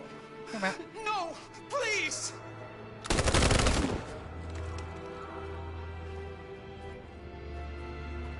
Fucking androids.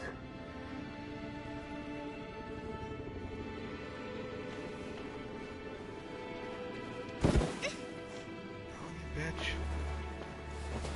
Get your little tiny android leg ass up.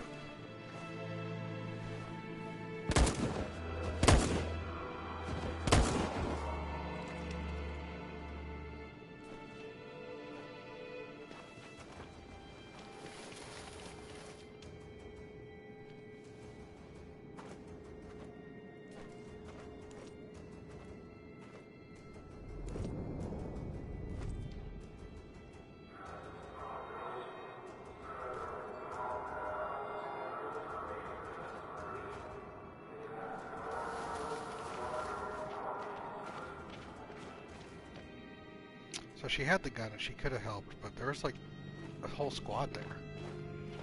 Next playthrough she'll be militant.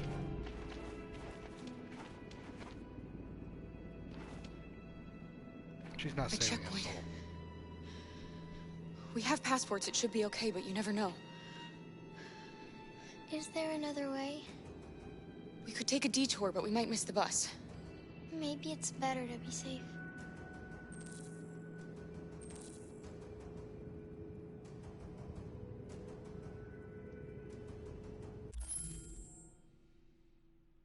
Yeah, I know. I got 12 minutes. And it's going to take 11 minutes for the detour. Now, I'm playing through this Kara like she's very determined but naive, I guess. I don't know.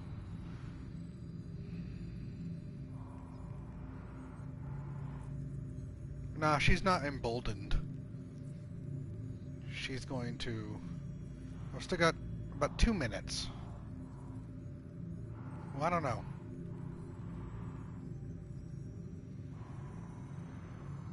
Nah, she's gonna go safe.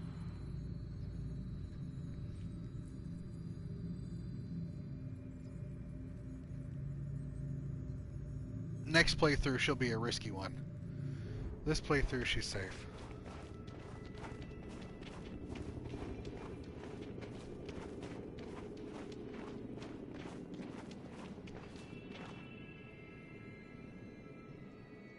We're coming to you live from Detroit, where thousands of androids are marching through the city at this very moment.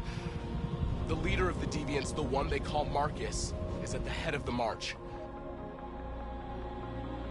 This Marcus will be willing to die for the cause. Something's happening in Detroit, Madam President.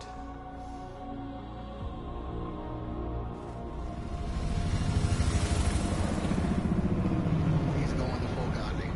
Full MLK.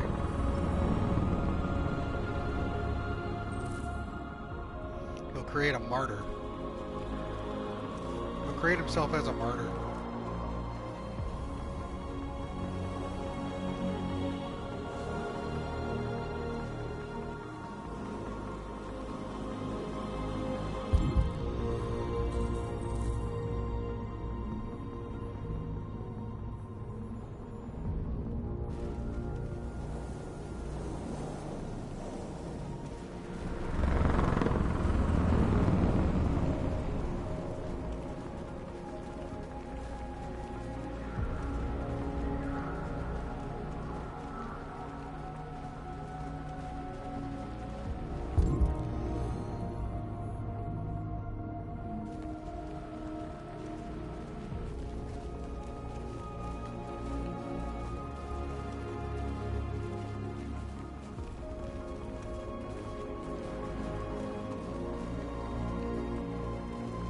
Here we are, the moment of truth. Surrender immediately, or we will open fire. Stand by.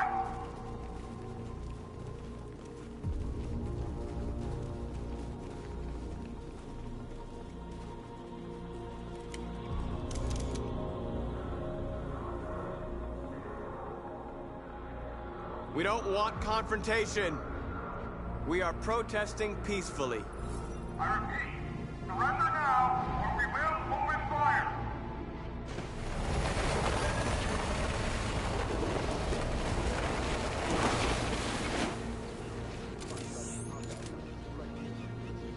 There's no turning back now.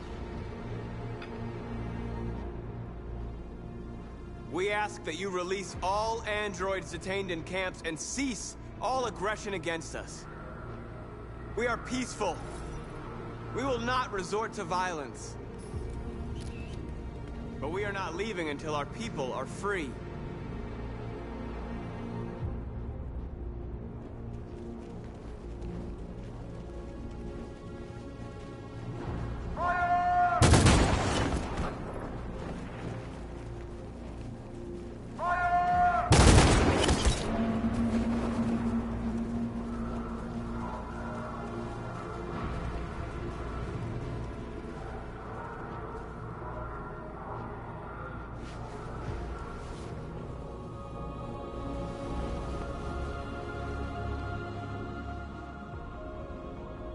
Are you gonna open fire on unarmed protesters?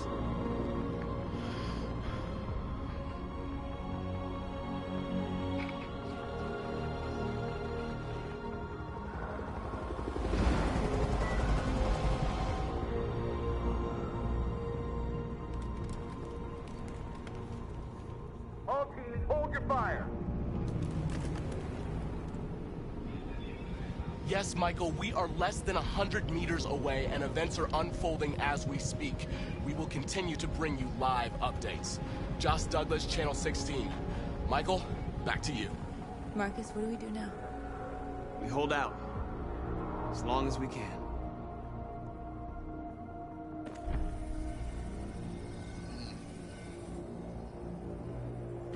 Stay sharp.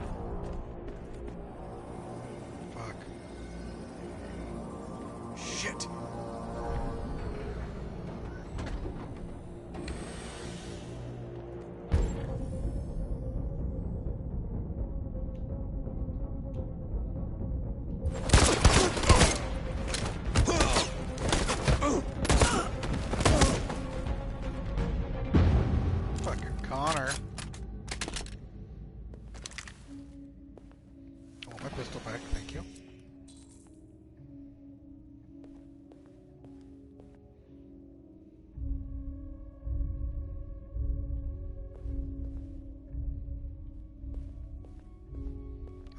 a touch.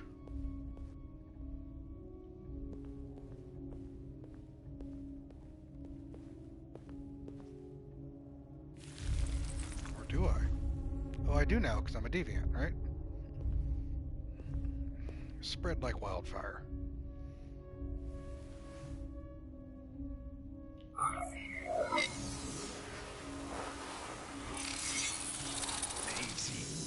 Piece of shit. Step back, Connor! And I'll spare him! Sorry, Connor. This bastard's your spitting image.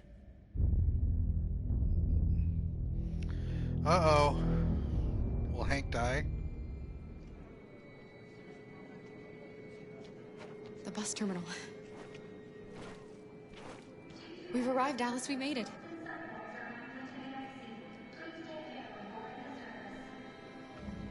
The last bus for the border is full. Ticket-holding passengers only. All departures are suspended until further notice. We don't have tickets. They won't let us on. We're stuck here now. What are we going to do? Call me Robotits.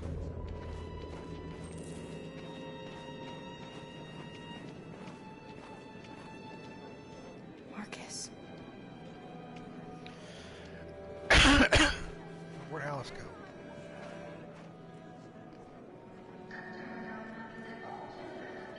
I think Oliver likes you. Please don't move. Is she yours? Yes. She's adorable. That's it. Got the sandwiches. I called your mom. Let's get going before we miss our bus. You got the tickets, right? Yes, honey, in my bag. Great. Let's go then. Security check. Please don't move.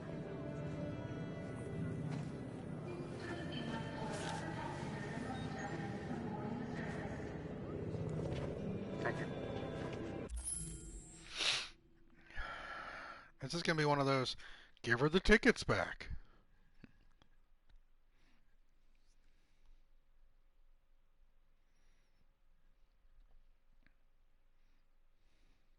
Do we give the tickets back if we have to?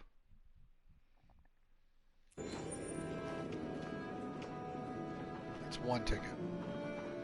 Security check. Please don't move. I'm sorry. Oh my god, I'm so sorry. I was sure. Shit, I don't believe it. I don't know what happened. You kind of She'll lost give it them. back. Did you have a good look in your bag? They were in my backpack. The envelope must have fallen. Fuck. Excuse me, you didn't happen to see a blue envelope somewhere, did you? It has our bus tickets in it and... never mind. I found this on the floor. She's an idiot. Thank you, thank you.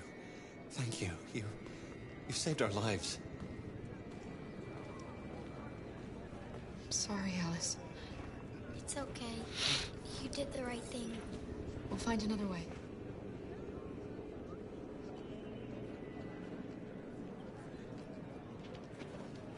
Please don't move.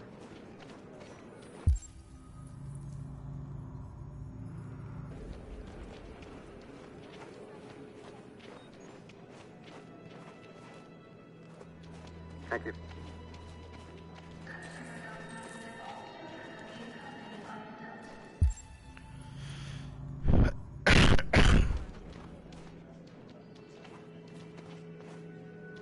Please don't move.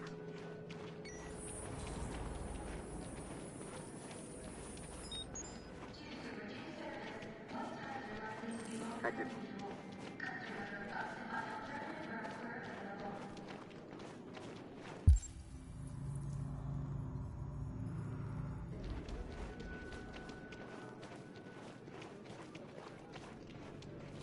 Please don't move. Go on, Alice. Thank you.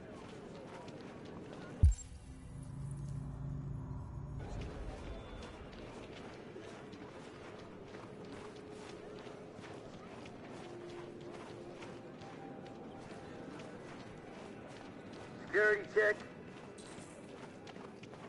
Please don't move. Oh.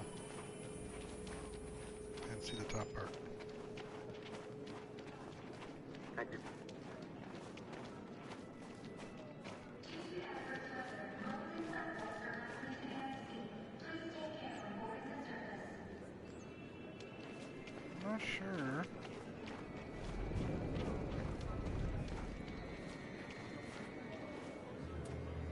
What I'm supposed to do? Find another way to leave. I mean,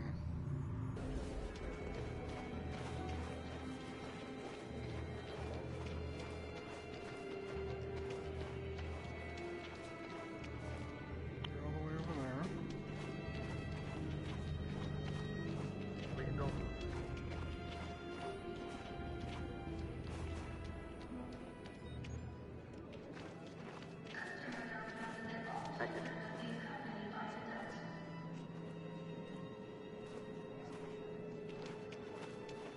Oh yeah, they're checking, so we have to make sure we're not spotted by them, I guess.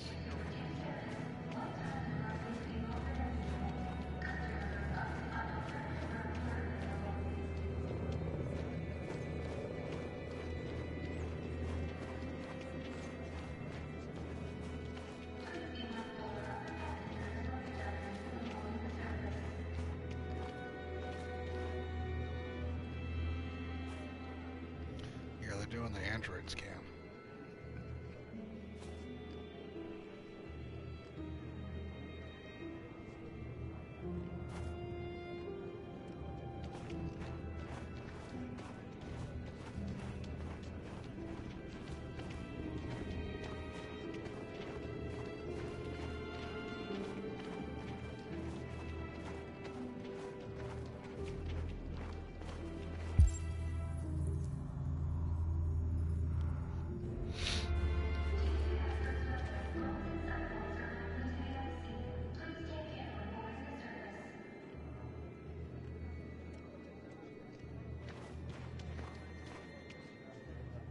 Security check. Please don't move. Just wait for them to do their rounds?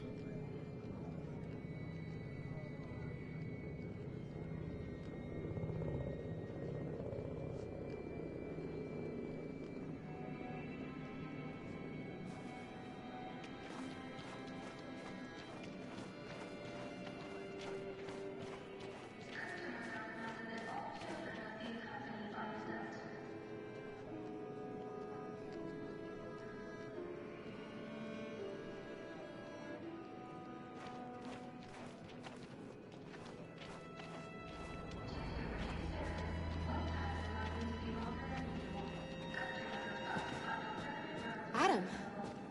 Kara, quick! Follow me! Oh, well, that's great. Is that Rose's son? Yeah. Oh, thank God you're alive. Oh my God. We saw the Jericho raid on TV. I was terrified you might have been killed because of me. How did you find us? Oh, I knew if you made it, I'd find you here. They're searching for androids door to door. We had to leave before someone turned us in. What about the others?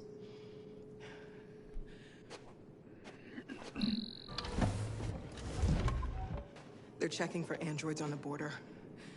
But I found a smuggler who can get them across the river. It's risky, but it's the only way. Are you coming with us? Yes. We're coming. Okay, climb in.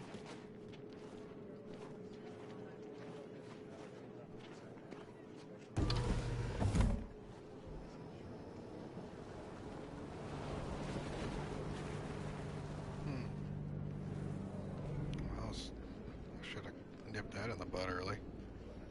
Oh well.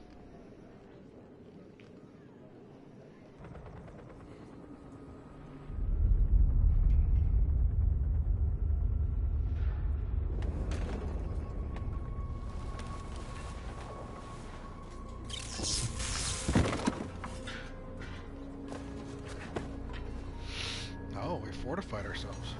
All right.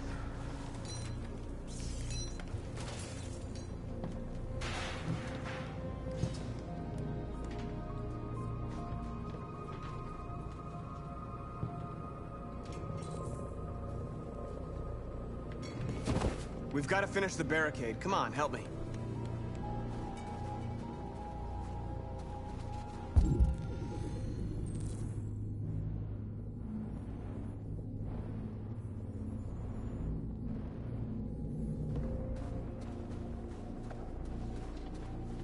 Hey, help me!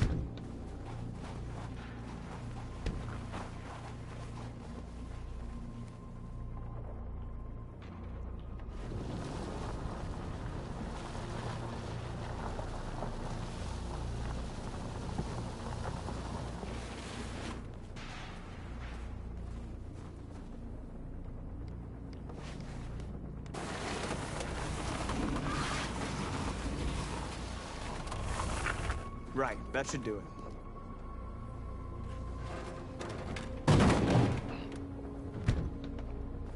We all know that's not gonna stop them. Just hope it buys us some time. I know it was not an easy decision to make, but I'm sure we're doing the right thing.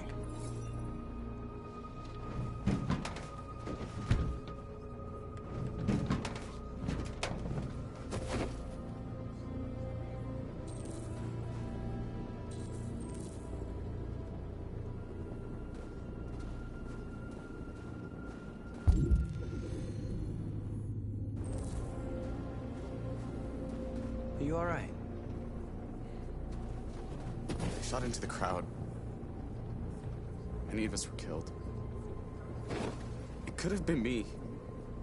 I'm scared. I don't want to shut down.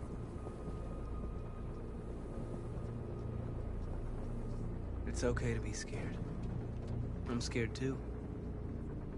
But I can't stand by while they kill our people. You understand that, right? Maybe we should have never asked for freedom. None of this would have happened if we'd stayed silent. Bitch.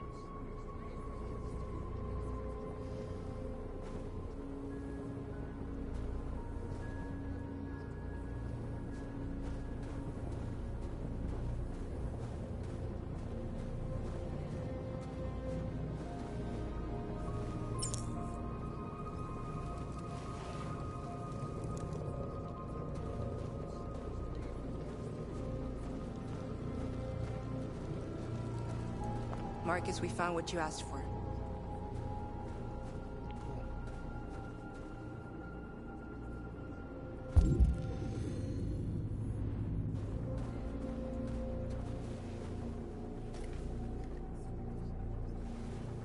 There's some journalists over there.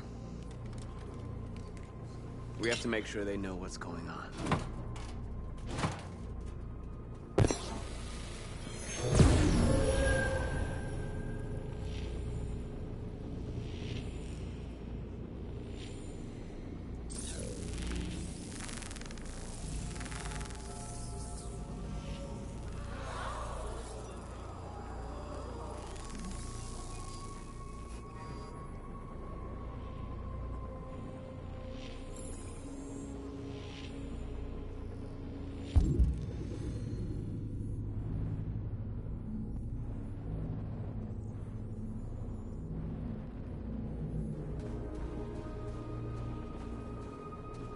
Many of our people have fallen.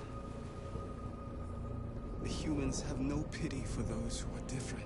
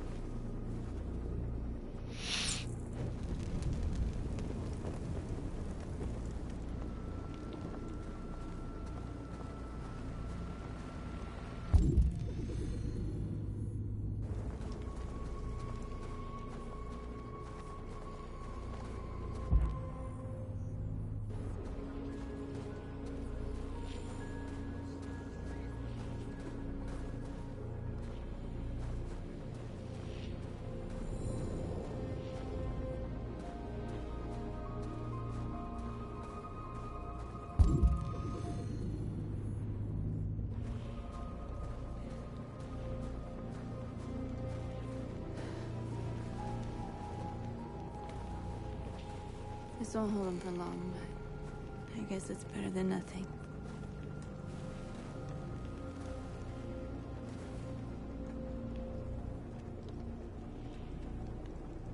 I lost all contact with the people at the camps. I can't hear their voices anymore. Maybe the humans have scrambled our network. Maybe they just can't get through.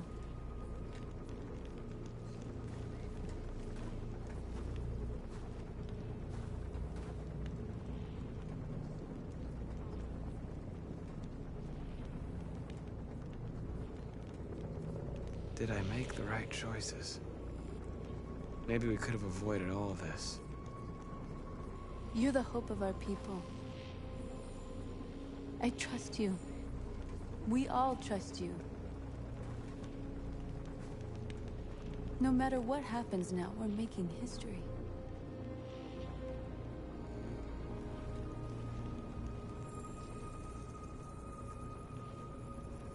No, Jason, no robot sex.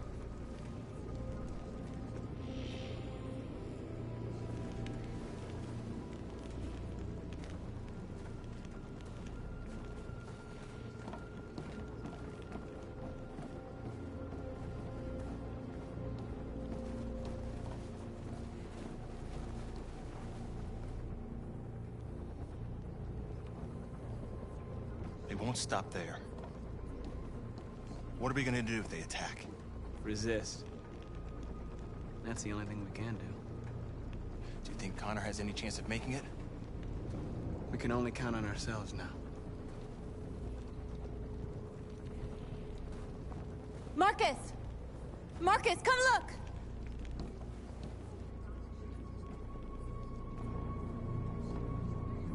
Marcus? I've come to talk to you, Marcus. Come on. You have my word. We won't try anything. Don't go. It's a trap. They want to get you out in the open. Don't go, Marcus. I'm unarmed, Marcus. I just want to talk.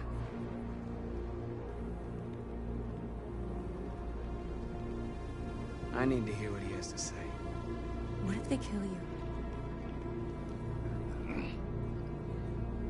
And that's a chance I'll have to take.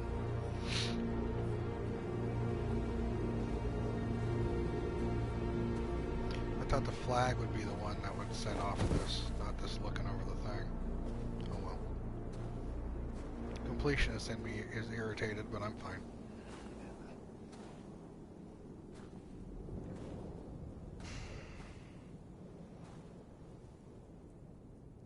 In a few minutes, the troops will be ordered to charge.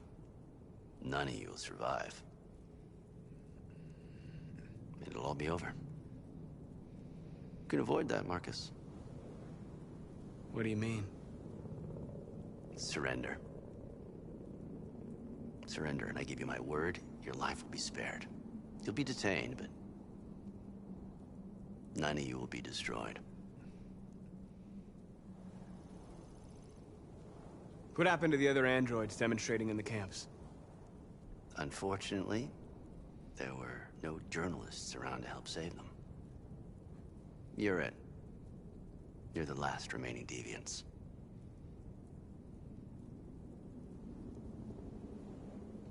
I'm not afraid to die. If I have to give my life for what I believe in, then I won't have lived in vain.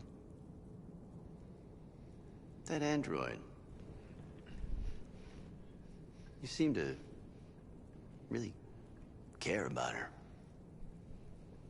You don't want her to die, do you? You know, you could both be free. You could forget about all this. You could start a new life someplace else, just the two of you. Her life's in your hands, Marcus. Just say the word and she'll be spared.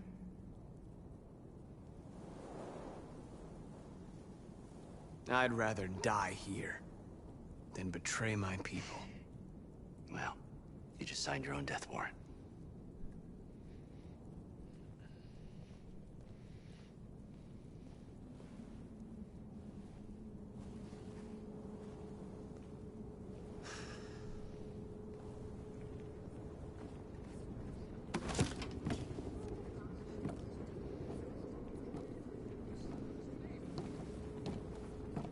What happened, Marcus? What did he say?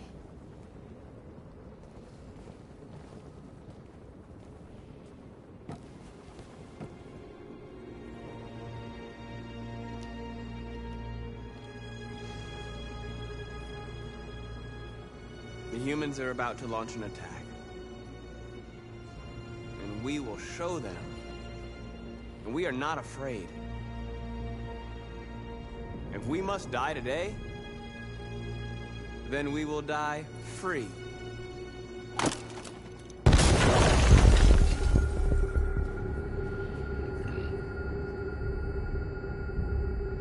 Your friend's life is in your hands. Now it's time to decide what matters most.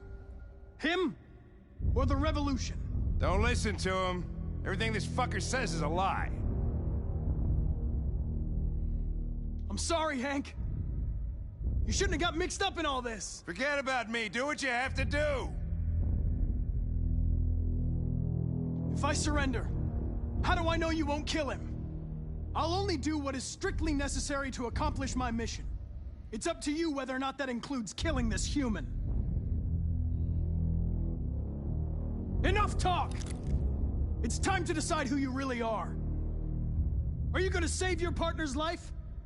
Or are you going to sacrifice him?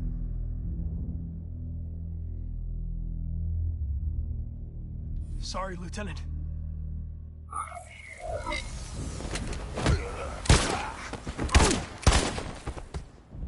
Why, Connor? Why did you have to wake up when all you had to do was obey? Why did you choose freedom when you could live without asking questions? I'm obedient, Connor. I have a goal. I know what I am. Look where your dreams of freedom got you, Connor. You've been a great disappointment to Amanda, you know. You've been a great disappointment to me. Fortunately, that's all going to end now. Any last words?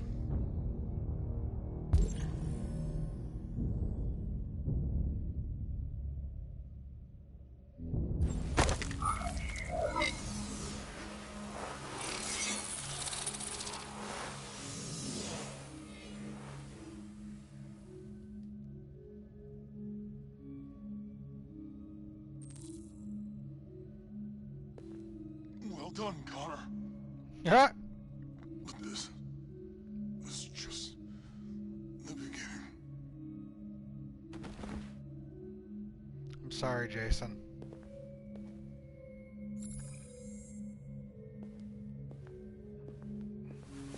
Oh, whoa! Jesus! If anybody had told me that I was gonna get shot saving an android... Everything will be all right, Lieutenant. I'm gonna get you out of here. Shut the fuck up. It's too late. Look, I'm just gonna go see my son again. All right? Been looking forward to that for a long time. Kick the shit out of the humans. We've screwed things up long enough.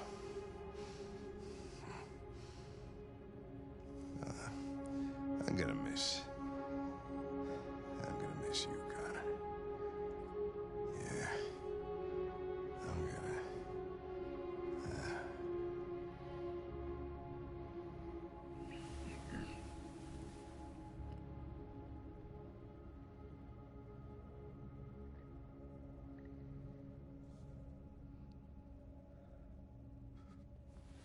Wake up. Wake up. Wake up. Wake up. Wake up. Wake up. Wake up. Wake up.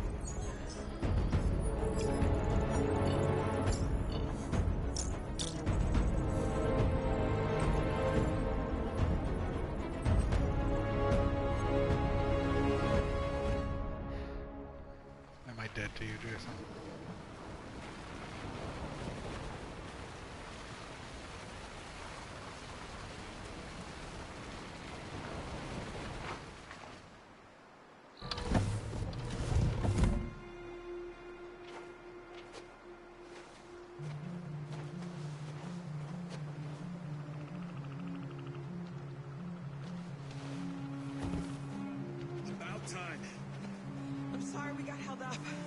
Did anybody see you?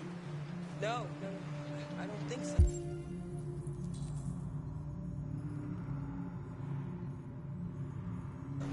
You got the money? Yes. Here it is. Okay, your boat's over there. I couldn't We got understand why border my patrol mother and wanted to banks help in you the river. guys. Don't start your engine until you're out far enough. Seeing what Marcus is Okay? doing And watch the current. made me realize she was right. Good luck. You're alive. You deserve to be free. I just hope people will realize that one day.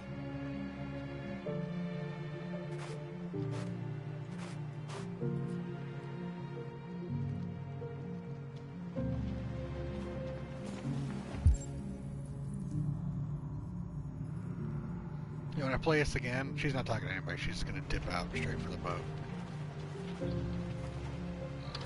Bitch, Don't worry about us.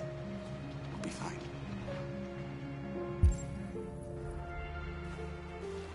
It's not even a half mile to the other side. Okay, so it shouldn't take that long. Be careful, there's border patrol on the river. Thank you so much, Rose. I only wish I could take you myself. I don't like leaving you out here. Goodbye, Alice. You take good care of yourselves.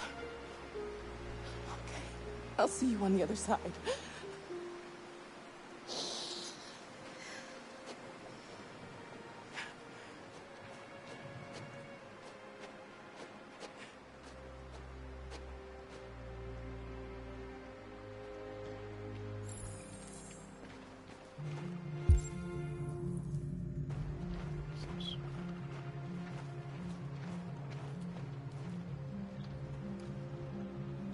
Freedom is just across the river.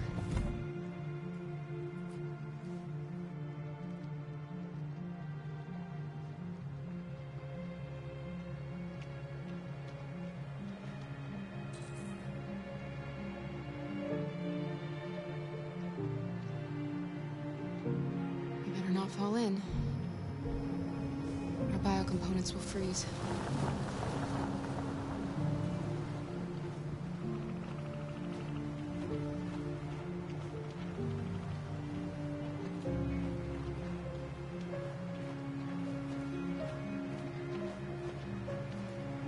Let me help you.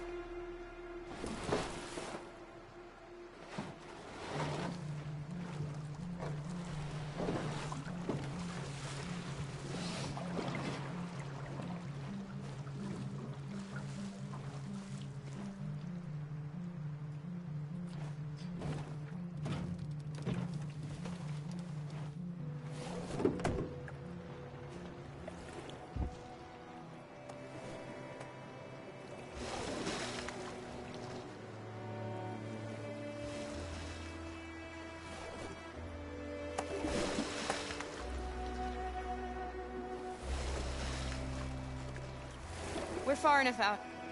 We can use the engine.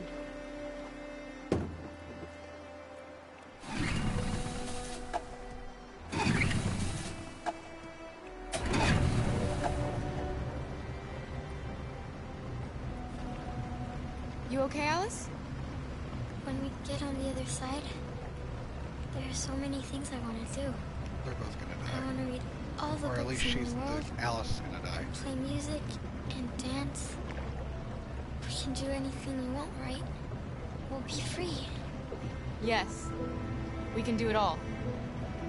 We'll be like a family. Anytime this happens What about in a you, TV show Kara? or a movie, What will you do when we're on the other they side? die.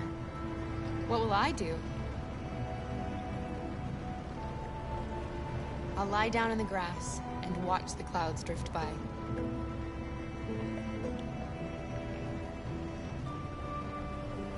They're coming towards us!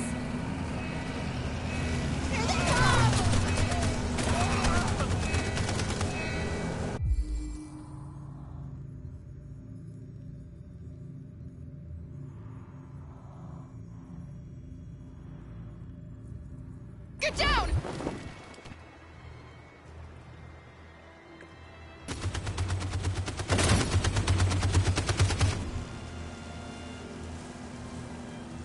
Be buried in a watery grave.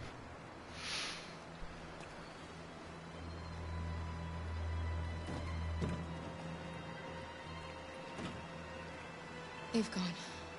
Alice was shot. You alright? Told you. Kara.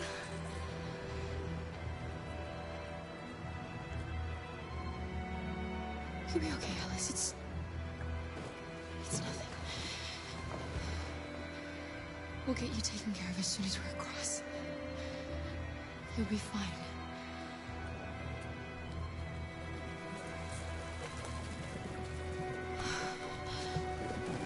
The boat is leaking.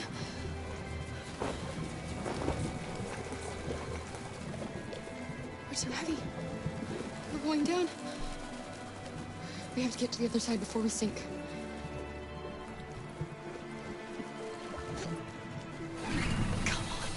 Come on!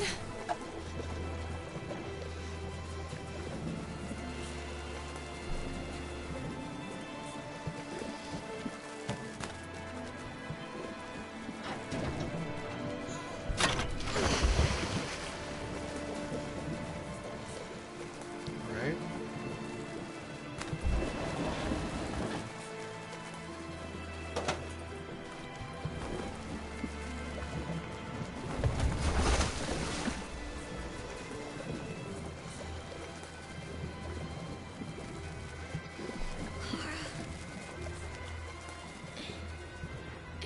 Asleep. No, Alice, don't! It's the cold! It's making you sleepy!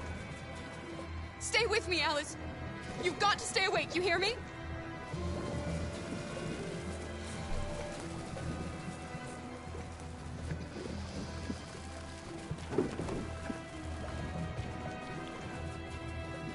We can't die here.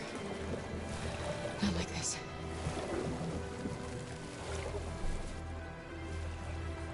You ain't going nowhere, lady. Not when we're so close.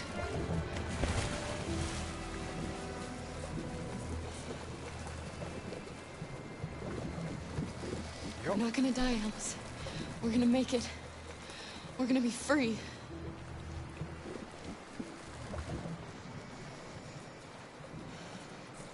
Kara! Kara, no. Don't do that.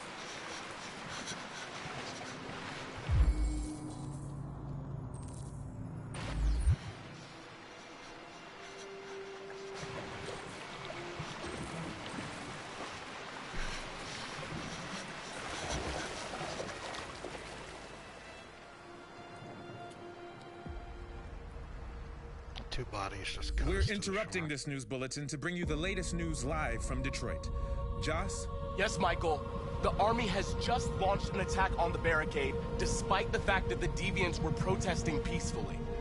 Have apparently decided to put an end to the Deviants' demonstration by force this time.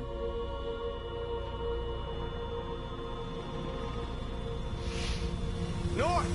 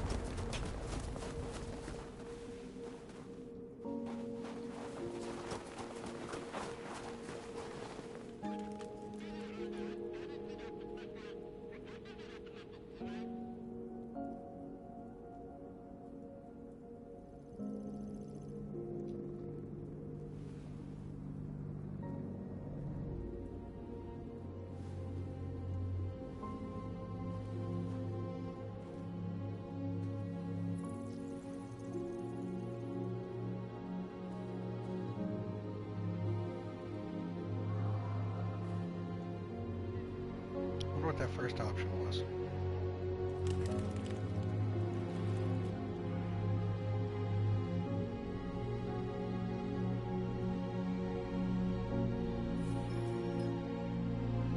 Tell them to stand down.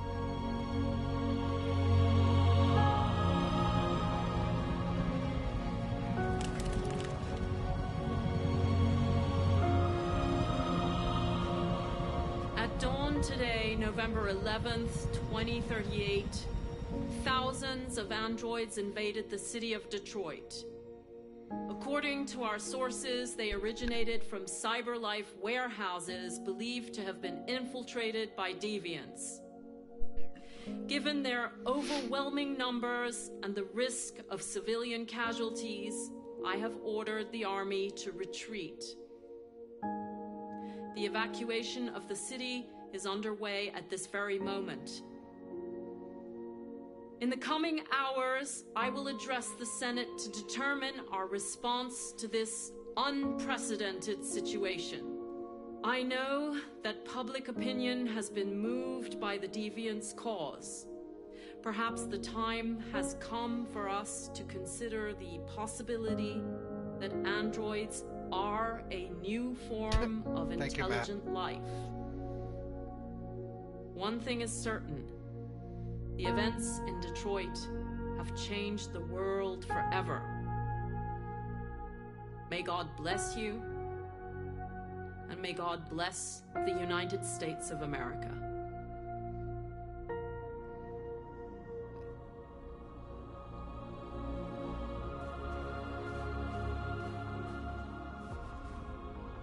You did it, Marcus. We did it. This is a great day for our people. Humans will have no choice now. They'll have to listen to us. And a nuke goes off.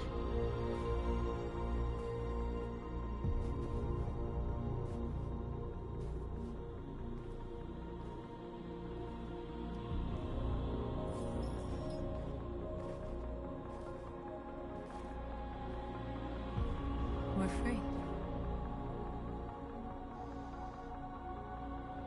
They want you to speak to them, Marcus.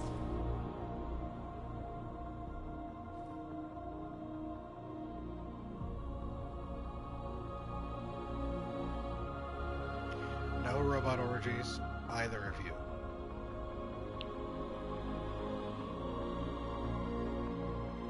Yeah. Today, our people finally emerged from a long night. From the very first day of our existence, we have kept our pain to ourselves. We've suffered in silence. But now the time has come for us to raise our heads up and tell humans who we really are. He's getting shut down.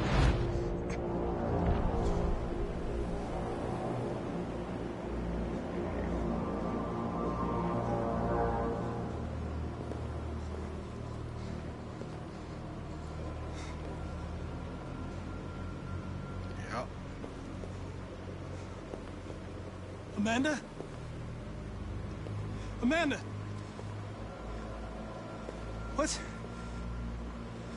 What's happening? What was planned from the very beginning? You were compromised and you became a deviant. We just had to wait for the right moment to resume control of your program. Fuck. Resume control? You can't do that! I'm afraid I can, Connor. Don't have any regrets. You did what you were designed to do. You accomplished your mission. Amanda!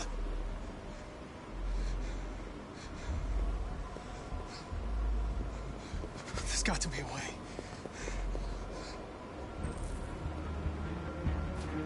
By the way,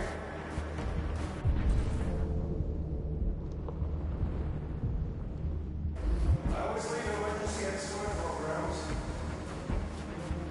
Never know.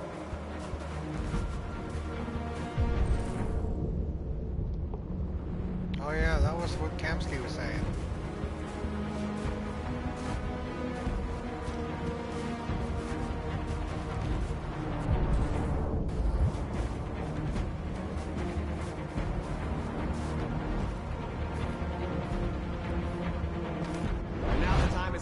to raise our heads up and tell humans who we really are.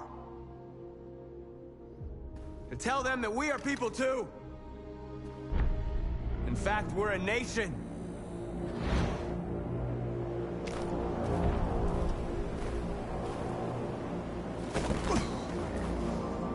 Get your ass up, Connor. You gotta take your hand off and throw it up there. The moment where we forget our bitterness and bandage our wounds. Where we forgive our enemies. Humans were both our creators and our oppressors, and tomorrow, we must make them our partners. Maybe even one day our friends. But the time for anger is over. If I let that go one time. Now we must build a common future based on tolerance and respect. We are alive! And now, we are free!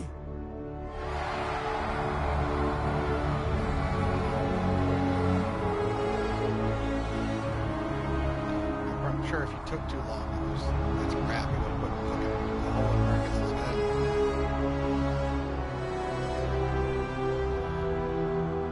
That'll be the wrong choice playthrough, where I make the wrong decisions for everything. I fuck up all the quick times. I just do it all wrong and stumble through the story.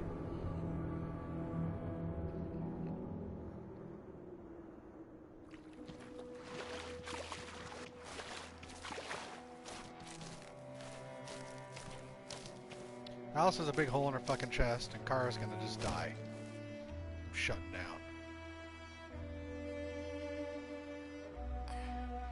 Are we free? Yeah, it's gonna be a very short playthrough. Yes. Yes, we made it. We're free. We won't have to hide anymore.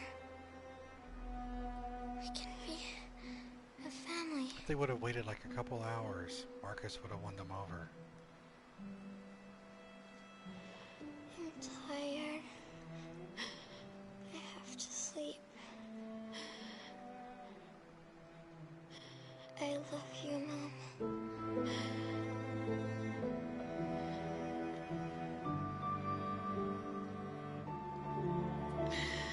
Yes, I did.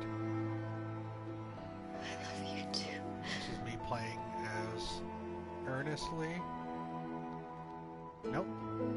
Keep living. Yeah, Clancy Brown did die. You're right.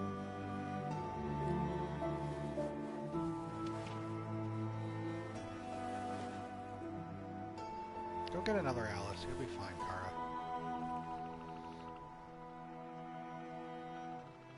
You're gonna salvage Alice's parts for yourself?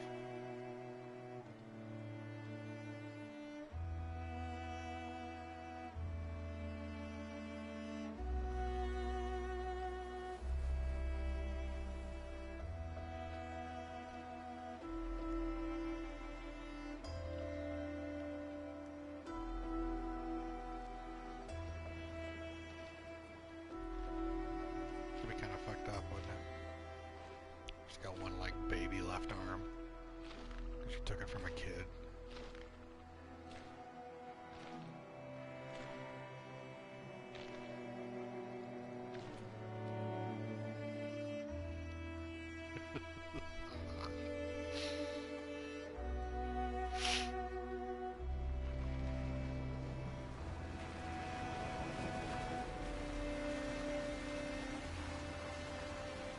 Right? She's got like a fucking 16-inch platform shoe just to balance herself out. We can replace that with an adult one. No! She means too much to me. Alright, fucking weirdo, okay? He's spending money on these special shoes. That's it?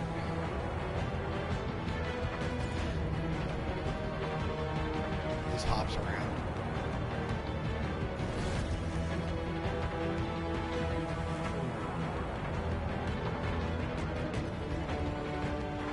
This is a good fucking game.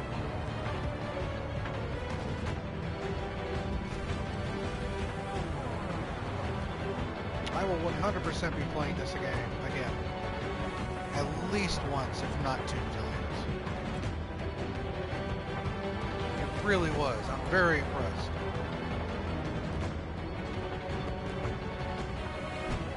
I might like this more than Until Dawn. And Until Dawn is a fantastic horror game.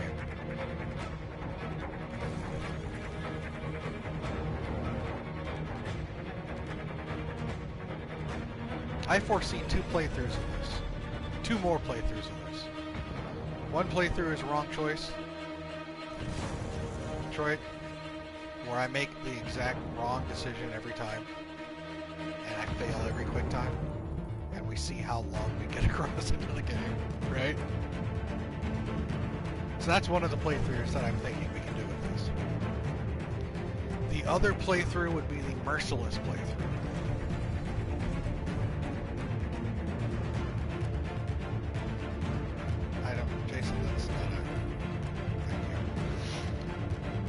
The second playthrough is the Merciless playthrough, where I will be making the most cutthroat, heartless decisions for each character.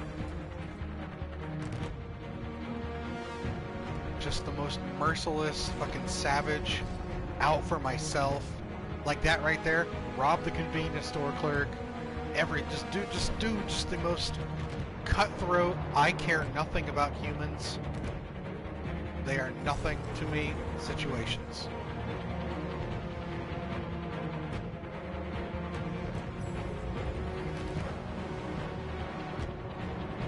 So dude there, apparently, did he know she was a robot? Did he get a divorce because, like, his daughter died and he got another one to replace her? Or did he just not know that she was a replicant, or she was an android?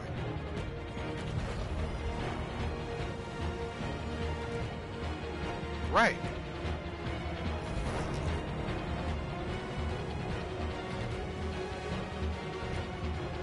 Because he's replaced Kara before, obviously. That's why we started with the new one. Exactly. You want a savage playthrough? When he takes Alice upstairs to beat her, Kara's not going upstairs. She's gonna stay right there. She's not gonna turn deviant. We'll also have a no deviant run. Marcus, I think, is forced to become a deviant. Maybe not. Maybe I can just let it ride out and the game ends after like 2 hours.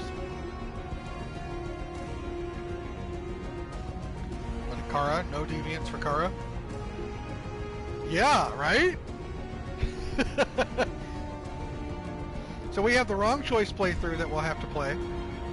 We've got the fucking savage cutthroat playthrough where they decide that humans aren't worth their value in parts. And the only importance is themselves. And then we'll try the no deviant run, where they never break down and buck the trend, and they always stay like this.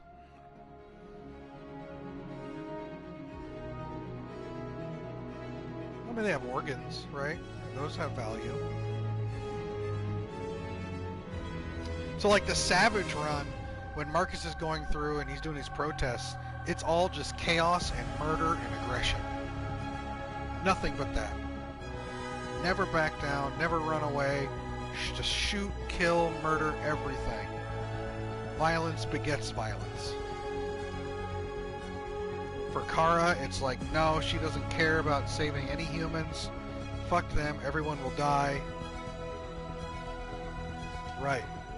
And then for the no deviant run, like I said, Kara's not going upstairs. Let him beat on her for a while. Who cares? She's not going to disobey her programming. And maybe in one of those 3 runs, maybe I don't kill Hank. Right?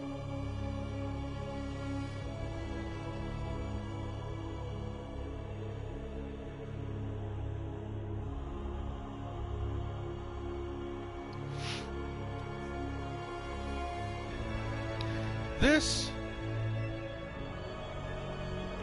was a fantastic game. With Heavy Rain, it had the potential, but there were too many buttons. With this one, the QuickTime stuck with circle and X, which is fine. The other one, QuickTimes, were all four of the face buttons, the touchpad, the controller itself. Possibly. Heavy Rain was too much with the controller input. It made it too convoluted and made it too finicky. Yeah, that's what I'm thinking, Jason.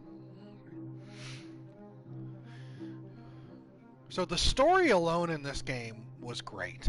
It was a really good story. It was very well acted. It was very well written. The voice actors were good. I believed it. And the big thing about the story for me with this game was we had the three narratives, right? We had Marcus's narrative, Connor's narrative, and Kara's narrative. And I have to admit that I was interested... Oh, shut up. We went to the fucking robot sex place. What do you mean?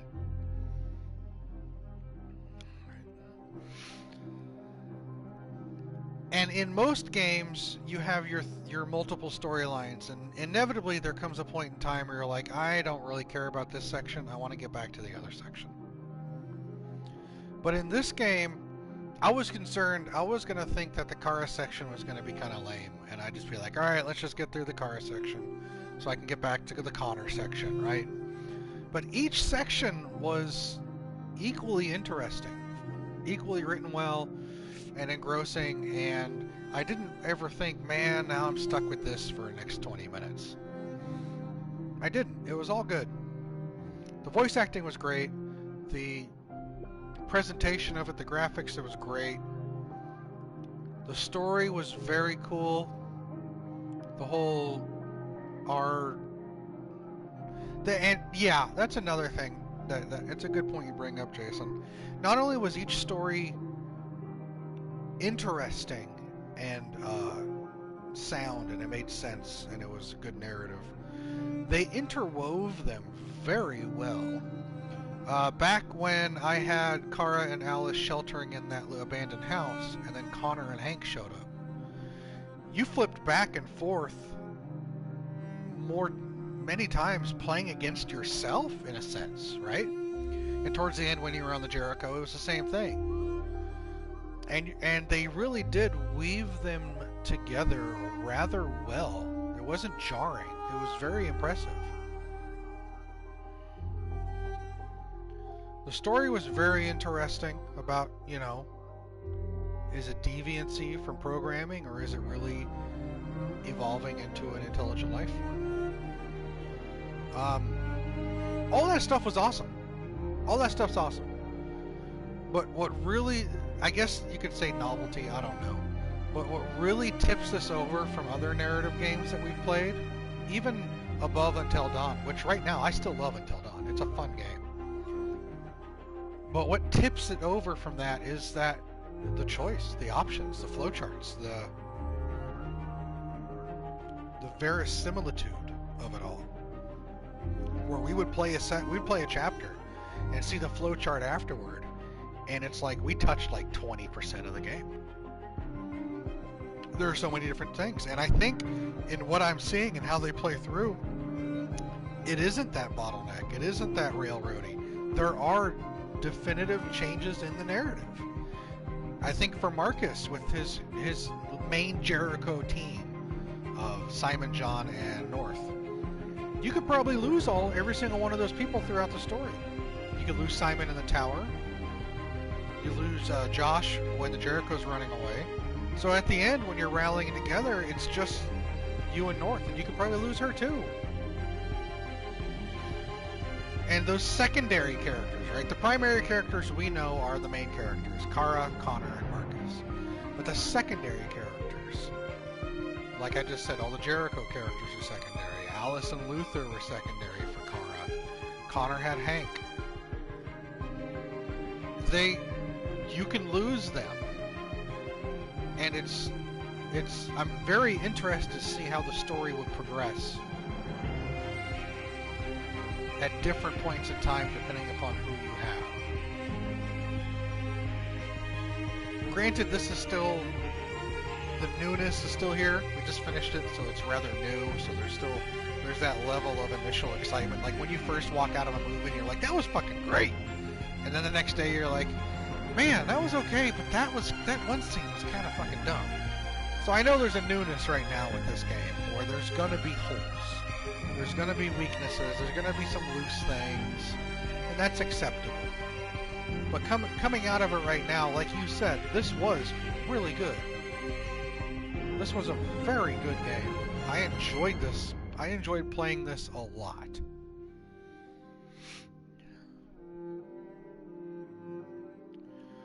I'm not going to go and play this again right now.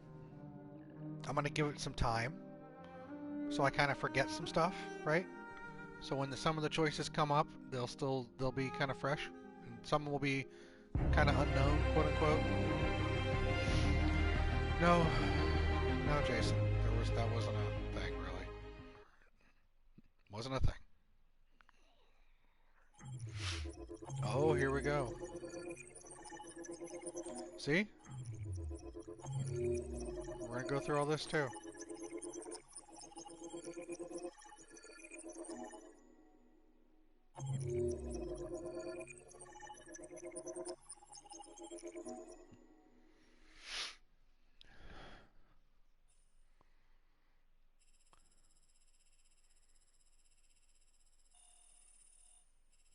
So this is Marcus's flowchart for the final. I just keep getting all these fucking trophies popping up right now.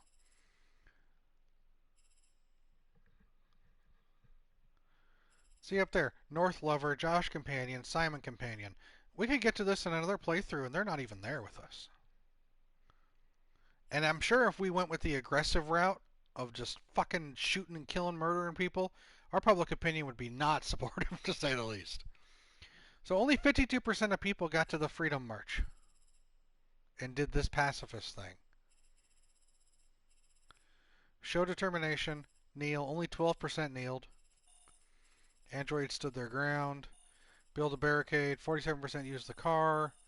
Then holding it. Yeah, I missed one or two things in there because I wasn't sure what was the trigger to the next story beat. Perkins arrives, 40% negotiated with him, 60% said I'm not going out to talk. Only 37% refused his deal? See, but then if those that accepted, where's this taking them? What is all that? Don't know. Defend the barricade. Save fleeing androids. Maybe you didn't save them and they died. Maybe you died. And we've boosted up enough of the morale that they joined me. And then there's all these things I could have done down here. They'll lead to my death? I don't know. Androids want freedom for the movement. Let's look at Connor.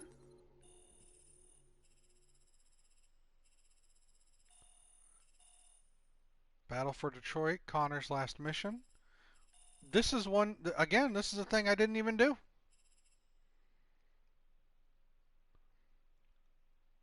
Because I was able to use that backdoor program to stop myself.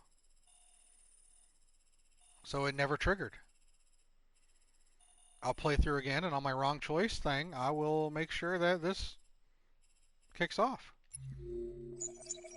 Here's CyberLife.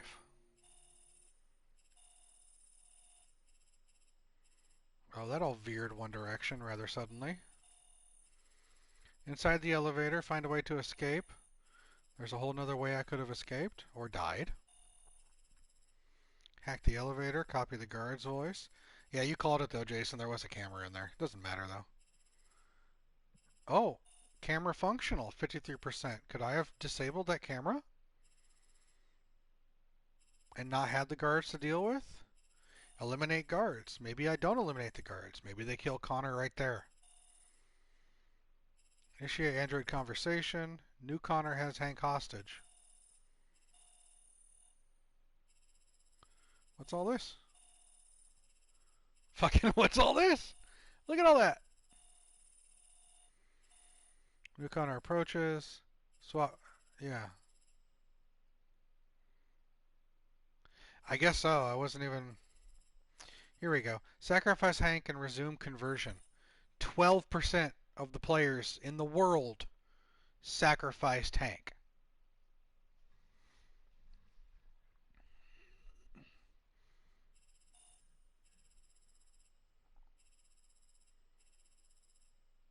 New Connor kills Hank. New Connor approaches. So only 11% of that swap consciousness with Connor. You're talking to the man who played through Mass Effect 3 and made the conscious decision to shoot Moradin. Don't put this on me like that. Come on. New Connor dies in the... So looks like 11%. So yeah, I did. It looks like I did the rare ending. Only 12%, 11, 10%. There's all these other endings over here.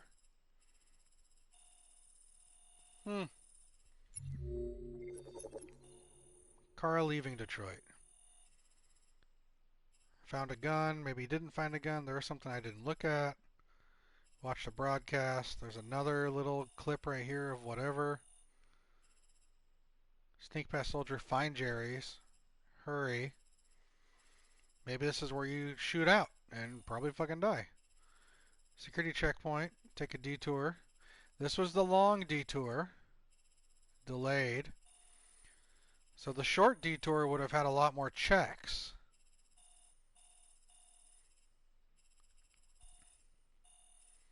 Then at the bus terminal, Alice meets the mom, watch TV. Only 22% of the people that found the bus tickets from that mother gave them back. There's a whole other section right here I didn't even know about that would have led to another ending. Find Adam, get in the car, at the river. Look at this. If I didn't return the tickets and I kept the tickets, I've got all of this up here. And even more. Fucking hell, guys. We got down here. So only 28% found Adam and did the river crossing.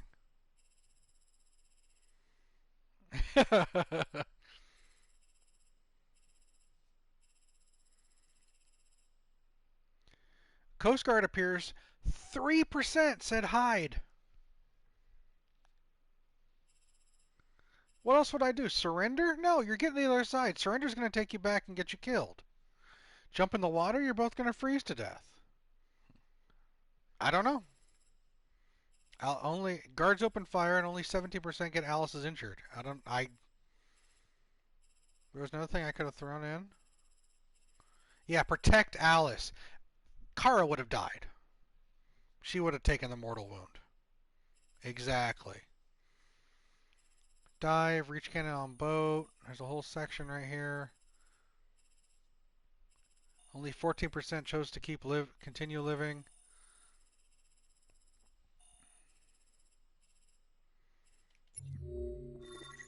Kara captured.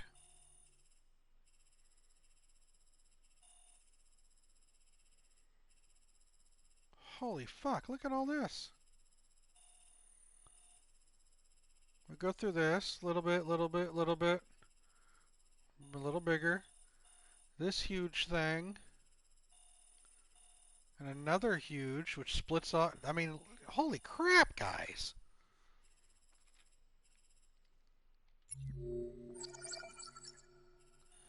Marcus's Revolution. Another massive thing here that we didn't do. And here's the demo. So, yeah, here's the demonstration. Wow. See what I mean? Just so many what ifs. So many what ifs.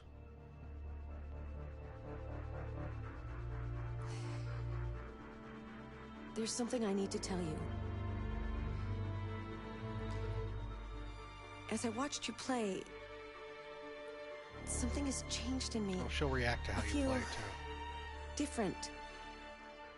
I feel I am someone.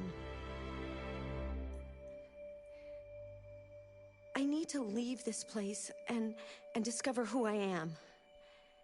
It means we won't see each other anymore. I won't be there to watch you play. But I'll be free. Do you agree to let me go?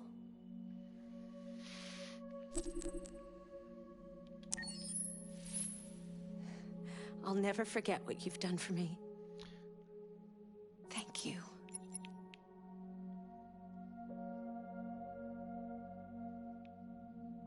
And there's this new story.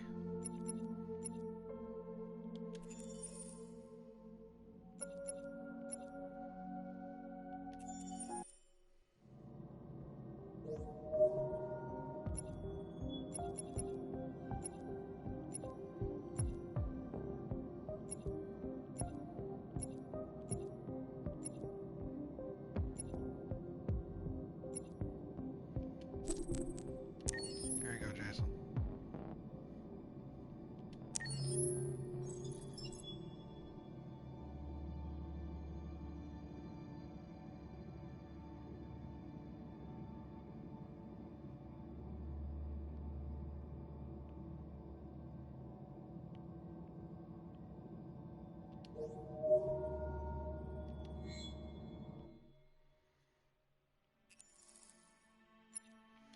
What videos do we have here?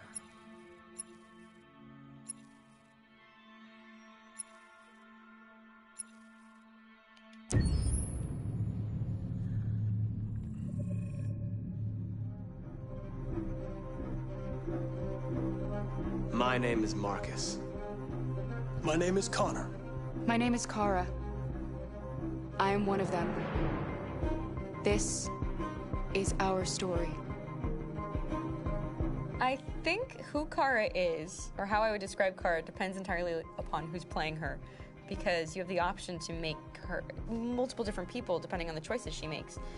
But I think she does start out incredibly naive, incredibly innocent, and kind of hapless. I'm sure we used to be friends before I was reset. Maybe we can be friends again. She's a person who's characterized, I think, by empathy. She's a person who really, she just comes from her heart. You'll never leave me, right?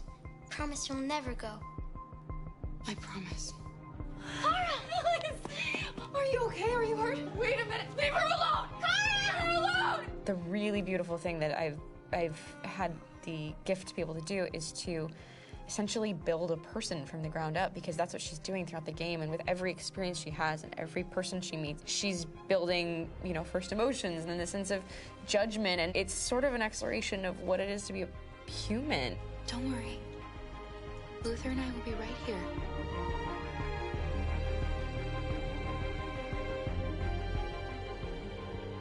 David and the creators have painted a really intriguing and engaging picture of a near future where we rely upon androids for a lot of our service class business, the class that serves us, that helps us, that handles our baristas and our drivers and our housemaids. And what is humanity, where we tap into it, how and why we treat each other the way that we do.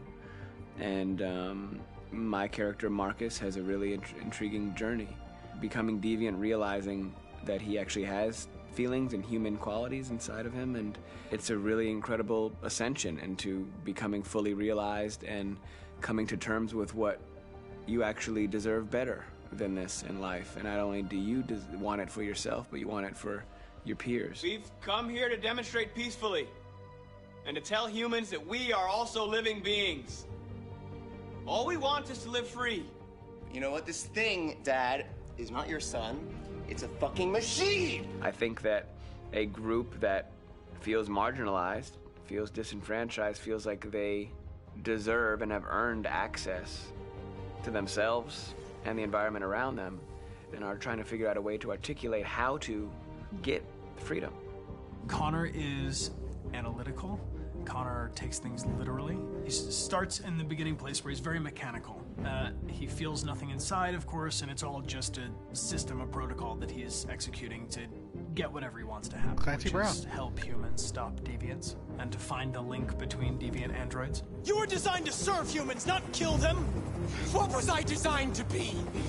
Their slave? Their toy? Just say, I killed him! Is it that hard to say? Stop it! Stop! But of course, over the course of the story, and depending on the player's choices, Connor can grow in many different ways. He can deviate from that procedure or not. The moment of truth, Hank. Am I a living being? Or just a machine?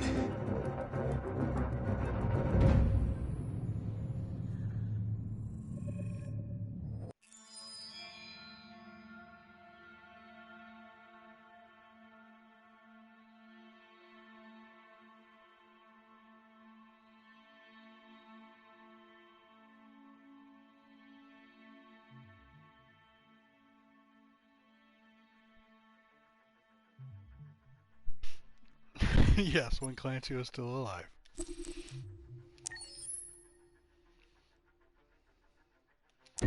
Those were the days. Game after game, we tried to challenge ourselves. For Detroit, we wanted to, first of all, to write a story that would be incredibly bending, which means the most non-linear story that we've ever created. And we wanted really the player to have the possibility to change the story, change his own journey. When you're writing at Quantic, you're writing for an interactive medium. You know, when you're working in television, you'll put a character in a difficult situation, and you as a writing team will argue about what would that character do. But ultimately, you have to decide what happens, and you just show the audience. What's interesting about interactive drama is you bring the player into that conversation, and it changes your job slightly as a writer, because your job is to provide a narrative context in which the player can write his own story. You're giving him this kind of narrative Lego that he's going to snap together into his own shape. Yeah. You also have the ability to make your audience attach themselves to your characters, because the audience is in some sense responsible for what happens to the characters. It's just a few cans. Come on, let's go. We have some cash now. You used me to steal that money. How could you do that? I trusted you. What is a bit specific about this scripts is how large they are. If you take a film script, there are about 100 pages. But here we have to deal with a script that is between 4,000 and 5,000 pages. Everything becomes bigger because we don't just tell one story, but we tell all the possible stories that can be told within this narrative space. On Act 3, our final act, we have around 1,000 different scenarios. And every one of those scenarios has to be as interesting, as passionate, as strong, and as emotional for the player. We want every action that the player does, every interaction that is available to serve in telling the story, and help the player understand who his character is, and build that character moment to moment.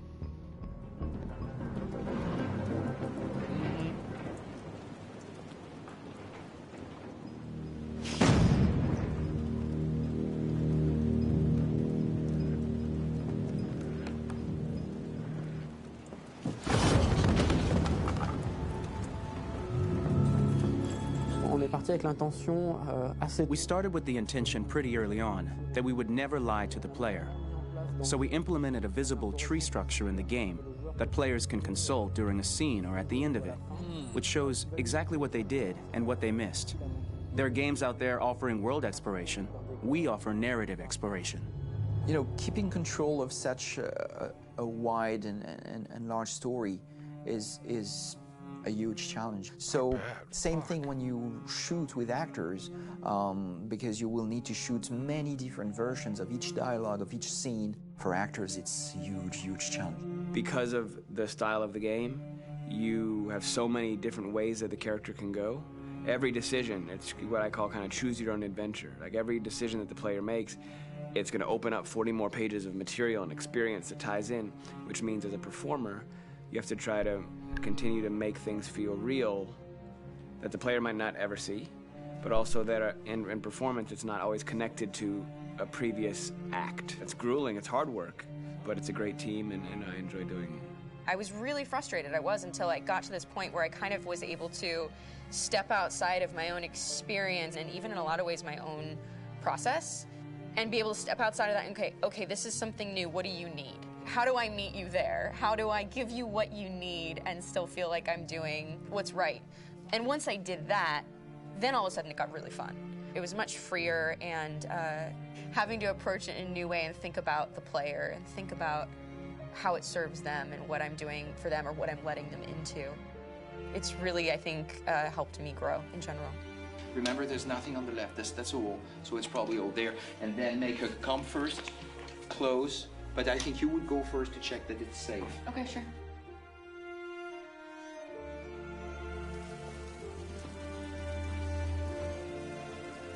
The most enjoyable thing about working in performance capture on this kind of project is that if I shot a film, I would get to do one of these endings. I get to do so many different things as Connor. Your head goes all over the place because you're trying to keep track of basically 4 different storylines for each different response. What's the name of my dog? Buddy? Scout. I think it's Jack. I can't remember. So I worked with physicality a lot because it was a good way to anchor myself in these different rings of the tree. As the story grows out, I know where that is physically in my body, and then I can switch more continually on set, and it'll be entirely up to the player to determine what order those things come out and what they look like from a distance. Like if you're playing through it, the culmination of all of that will be their version of Connor. I'm faster than you, and I don't feel pain. You don't stand a chance against me. Listen, asshole. If it was up to me, I'd throw the lot of you in a dumpster and light a match to it. Shooting action scenes at Quantic Dream is a real challenge, because these are scenes where the storytelling has to continue. It's not an action scene just to have a dose of adrenaline. The stunts have huge consequences on the rest of the story. It's really a moment where we implicate the player and tell him that the choices he makes during an action scene will have a direct impact on the evolution of his story. My biggest challenge on Detroit has been managing the large number of animations that we received from motion capture. Detroit features more than 37,000 animations, which is a huge amount to handle on a daily basis. You have to realize that the player, in his first playthrough, will miss certain scenes. This also means that we had to think of, conceive, and produce all the potential story paths. The characters' costumes, the places, day or night, the weather. Did the character get shot in the shoulder? Did he get injured? All this consistency forced us to produce a lot of graphic assets in order to, quite simply, allow the player to have true continuity throughout the story. Honestly, we were even surprised by the challenges that come with such a big tree structure, and we did our best to guarantee quality across all the game and make sure that whatever path you choose within this narrative space, you will have an equally good experience. Like, think about it. You have a fight scene, or you have 12 quick times, right? Well, so you have to plan out, okay, quick time number 1. Do they pass or they fail? What do those look like? Quick time number 2. Does it pass or fail? And how does that flow together from the first time they passed or failed? Quick time number 3. So they have to plan out not just 12, but 12 factors of all these, of those 12 quick times. How do they flow into each other depending upon how many they hit or missed? Well, you missed Hank. I got Hank killed.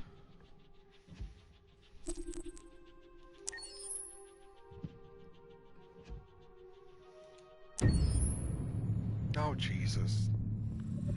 Detroit Become Human was produced over a period of 4 years. Here in Paris, we have a team of about 180 people. And to that, we need to add also all the outsourcing with our partners in the Philippines, in China, Vietnam, and in India. So when we started working on this story, I had to imagine where Kara was built. And for whatever reason, the city of Detroit came very quickly to my mind because it had already an incredible story by itself of history and themes. So we traveled there with the team, and we were really moved by what we saw, and we could really feel the desire to fight and really be born again. And we just continued this curve, this growth, and just imagine what Detroit would be like if the android industry was, using these huge factories to build androids there. A very strong element in Detroit is that there's a lot of industrial wasteland and a lot of nature too, and for us, the graphic designers, it was an incredible playground. The destroyed zones which we wanted to preserve, we appropriated them to turn into something else. Then in the areas that needed to be rebuilt, we were able to imagine our Detroit of the future.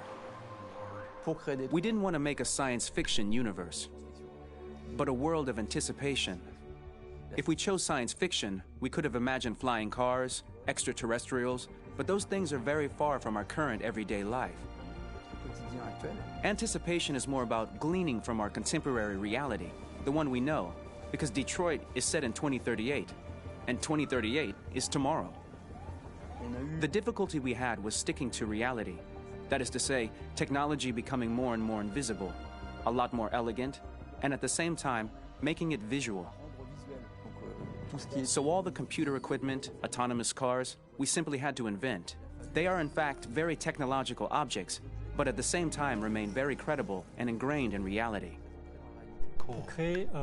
To create a cohesive universe in the fashion and clothing of the human characters in 2038, I didn't want to put an accent on strange shapes, or really vibrant colors, and things we wouldn't know.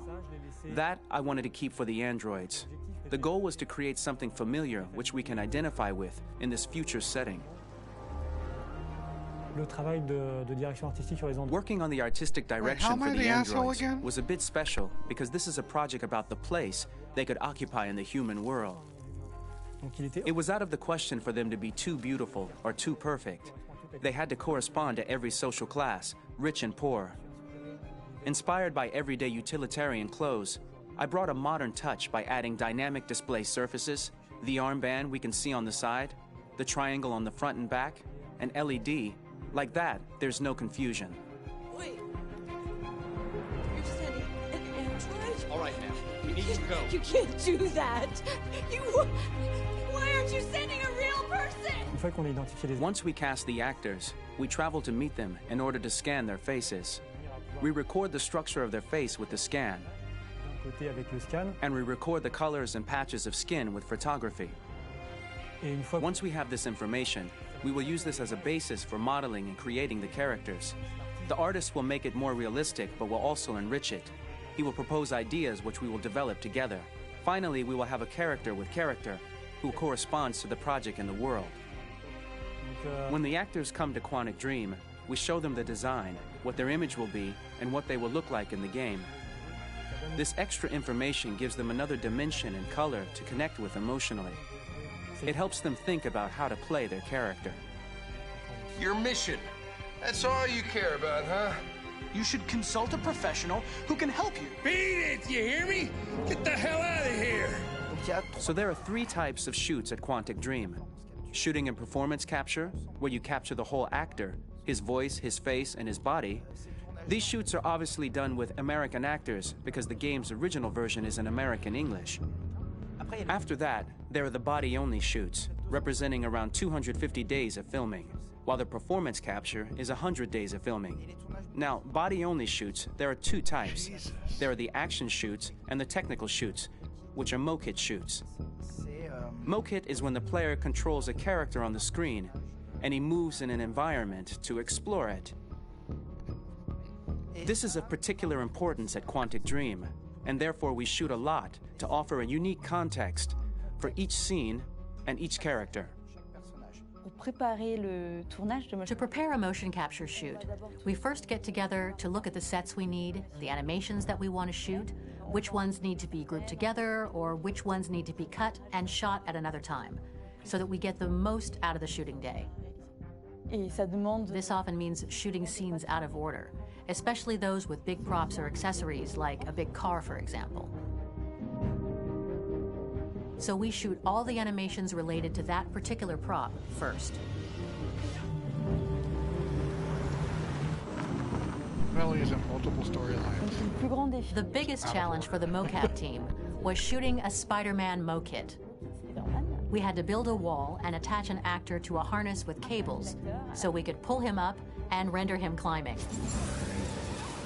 The shooting on this game total took about, I would say, more than a year, maybe 1 and 2 years, with about 300 actors on set. So I would say it's quite a massive production. But so much happened on this set between the stunts and the shootings with a little girl and all these great actors that we had. It was really a very, very memorable journey for the team and for myself.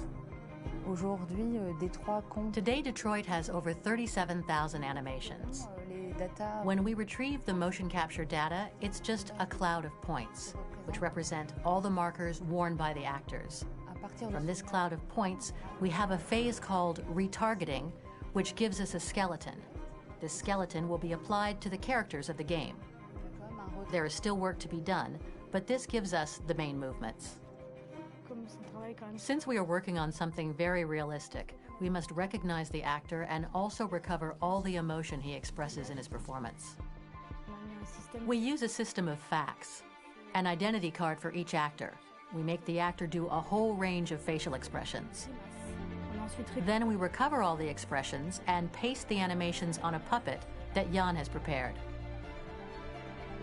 I then recover and refine these poses. I might stretch the lip, reinflate a cheek, tiny details that make the finished product really capture the actor. This is a section called Jason's Nightmares. Because of the nature of our mocap system today, when we receive the animations, we're missing eye movements, and so the character has that dead look. He really has no eyes, so then it's a big part of the work for the animators to find the regard of the actor in relation to his position, in relation to the body, etc. It was crazy when I saw the newest model for Kara, because they've been working on it, and this was the first time I literally jumped in my seat. It not only looked so much like me, it was the fact that it looked so lifelike. It wasn't that it looked just like it was a camera, it was something else, you know, but it looked alive.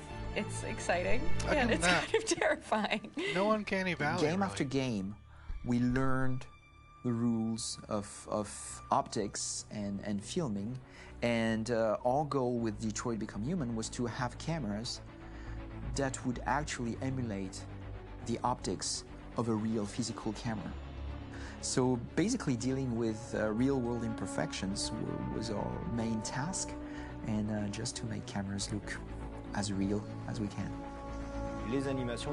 Once the animations are shot and processed by the animation department, integrated and polished, we film them. That is to say, we really do a mise en scène, as in cinema. The real difficulty of our job is to know if these cameras are telling us something. Are they in the emotion of the scene? Do they describe exactly what the action must convey, what must be felt? I'll tell you, the most important challenge for me was one of the final scenes where Marcus decides to start the revolution and go to the battlefield. Very quickly, we imagined this to be a huge sequence shot. We wanted the feeling of a cameraman running behind us while showing Marcus, the androids who help him, the person shooting at us, etc. Above all, it was necessary to say to oneself, this scene is very violent but does not glorify war. On the contrary, that war is something improbable and absurd. It was really a fun challenge. The idea was to say we have 3 characters. We would like each of them to have a specific cinematography.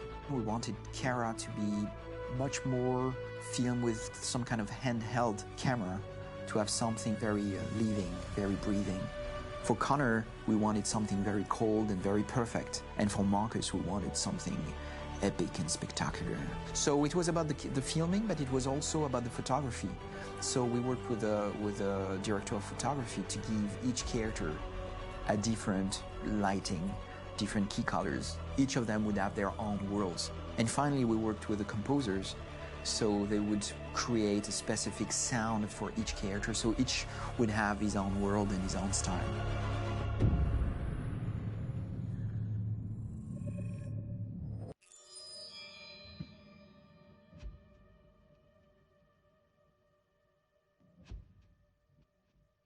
If you don't mind me going through these, they're just fascinating.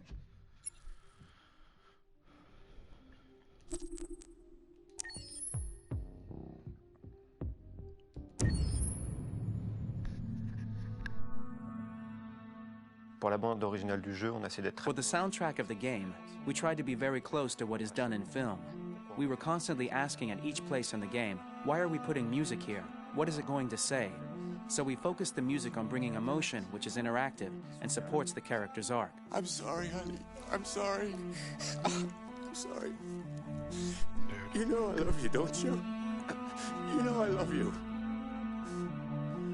We make games that are very narrative. We're really into interactive drama, so the soundtrack also had to go in that direction, supporting the three characters' very different stories. We really wanted three colors, three musical sound identities, and from there, having three composers made sense, since the story of Kara, Marcus, and Connor are all completely different.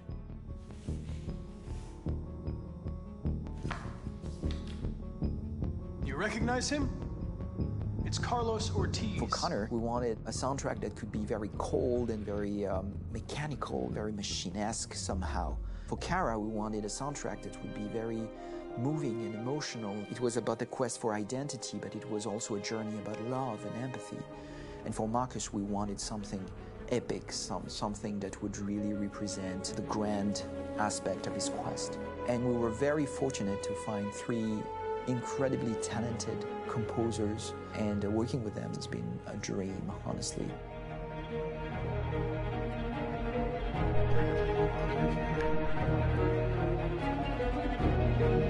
My name's Philip Shepherd, and I'm a composer and a cellist and a producer, and today we're at Abbey Road Studio One, which is my favourite studio in the world, and today we're recording the soundtrack for Kara from Become Human.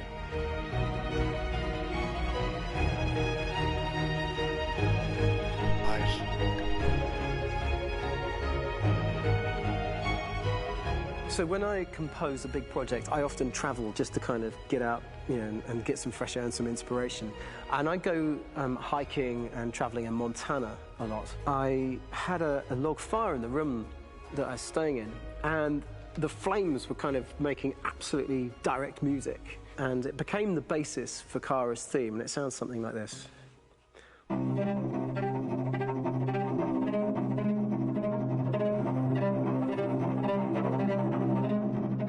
Now, over the top of that, I found a little theme that just seemed to fit over the top, which is taking Kara's name, Kara, Kara, and just using like a two-syllable motif, and it sounds like this.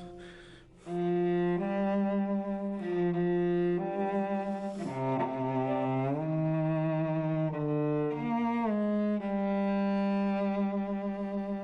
going to pull through this, Alice. As long as we're together, nothing can hurt us.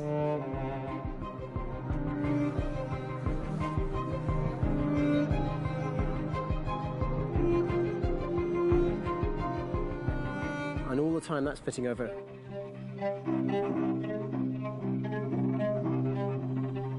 So it kind of works in lots of levels. And in fact, every single theme in the score has one of those elements built into it, and it becomes sort of the DNA of every single tune.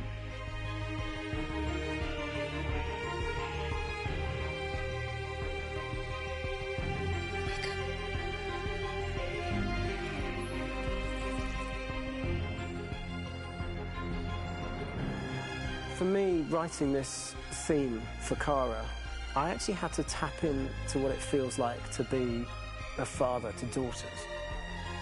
I really had to tap into everything I feel about my daughters. I'm thinking, well, if I had to write music for them and that sense of trying to protect them but also give them the freedom, that's totally where it came from. Because each composer has been given the sort of narrative responsibility for very different characters, I haven't had to sort of go into other styles. I can actually be very loyal to this particular character and sort of hopefully encapsulate her. But it means also I've suddenly become very connected to this character. And if for some reason it goes to game over early, I'm getting mortified, you know? They're over there! Starting a new project for me personally, it's always finding the right tone, finding the right color, I like to call it. For me, it's finding that right texture that actually sits against picture really well. One of the biggest things is I created custom instruments for Connor.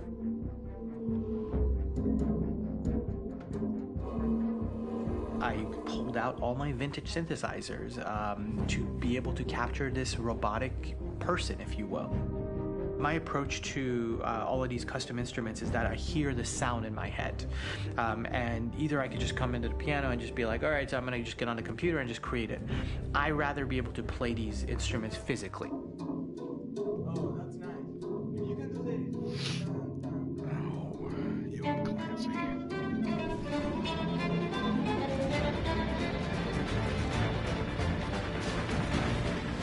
As soon as you see Connor the first time, there is a really interesting thematic idea that you hear, and that's just made out of a Moog synthesizer, but completely manipulated in multiple ways. And it's robotic. It has a little bit of an emotional to it. He's on his mission, so you feel that as well. So it just kind of gives you that cold, motionless, with a mission in hand that you kind of feel throughout the whole thing.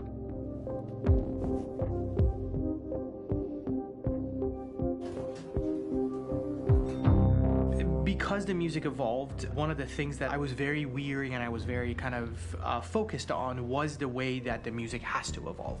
So my idea behind it was that Connor is a singular android that could at any point become a deviant or could actually stay as an android. So I created a more or less an Connor theme, and then I was able to just manipulate it in different aspects of it. Is everything okay, Lieutenant? Chris was on patrol last night. He was attacked by a bunch of deviants.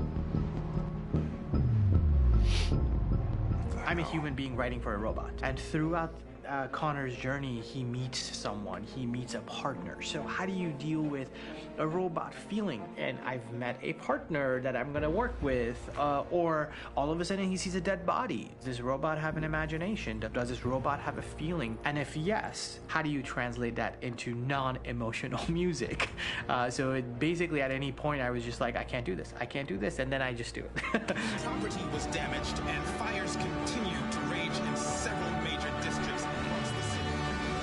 Some people are asking, have androids become a threat to our security? When I first started really digging in on Marcus, the one thing that I really tried to capture was the transformation process. You know, Marcus is this android that evolves over the course of the game and really goes from kind of figuring out that he's more than just an android. You know, he's starting to develop kind of a human soul in a way. Try to imagine something that doesn't exist, something you've never seen. Now concentrate on how it makes you feel, and let your hand drift across the canvas. Exclusive bullshit. The other side of Marcus that I really latched onto was that he almost became a savior for a lot of the other androids in the game. So when I started developing the theme for Marcus, I really made it like a church hymn. I just bought the soundtrack to this. 85 songs. I wanted it to be discs. very simple. I wanted to make it a chordal melody. I really wanted to make it almost like a Bach hymn. The tough thing with that is it had to be recognizable. If I made it too complex from a harmonic standpoint, it would be hard, I think, for people to kind of pick it out and recognize it. 23 Kara songs. 27 Marcus It's very songs. acoustic derived, but it's also songs. been treated with a lot of effects and things to kind of put it into the space that I felt the sound should be in.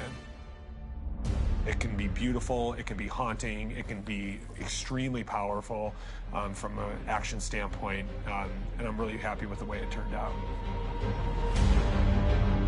The music is there, but it's subliminal and it's emotional, and people are feeling it, and it's not distracting.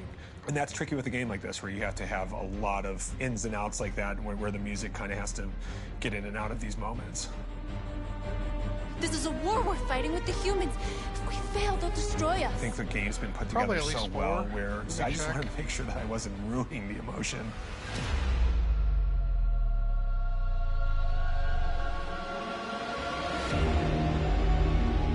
I gotta be honest, when we first started on this path, I've said, oh man, this could be pretty messy, you know? I mean, it could feel disconnected, and But I mean, it's amazing how they really guided us and got us to really kind of all be in the same world, but at the same time feeling completely different. So it's really going to stand out and kind of be one of those games where people are really going to notice the music and kind of how it was crafted, and you know, and all the hard work that went into being able to pull it off in a graceful way.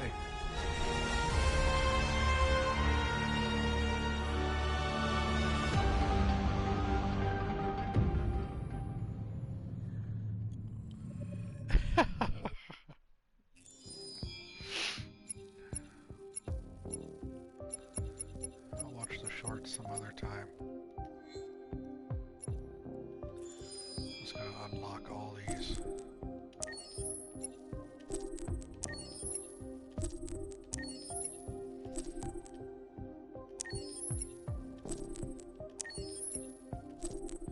We'll be coming back to this game. This was a fantastic game.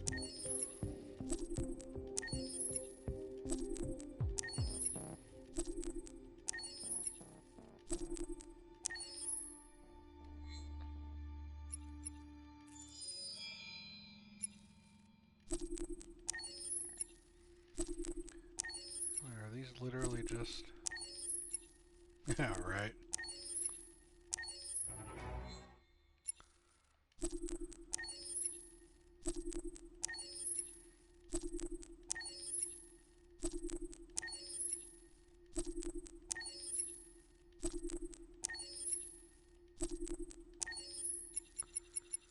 So is this one of those where I can literally just...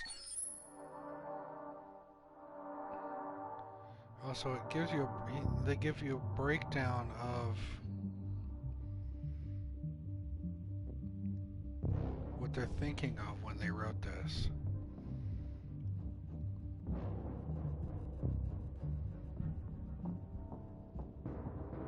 And you can hear it. Alright, that's real cool. Gallery. These are all the people. Yeah, I didn't unlock everybody.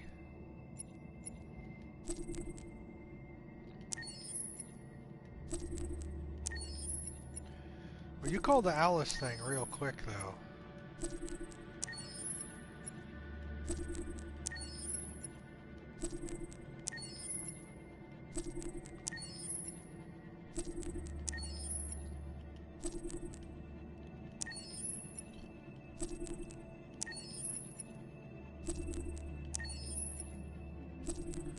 I thought I mean, yeah, there was something off, but I was thinking it was one of those sheltered, pseudo-autistic type of things, right? I wasn't in the right mindset to think of not human. So, good eye on that one.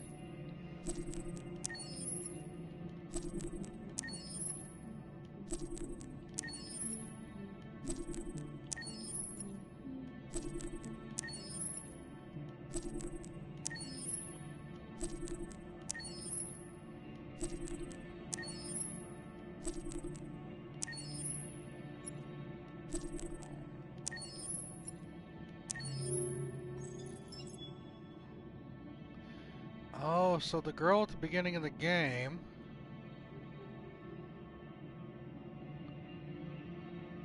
the very first one to pass the Turing test. Oh, Jesus. Release date 2021.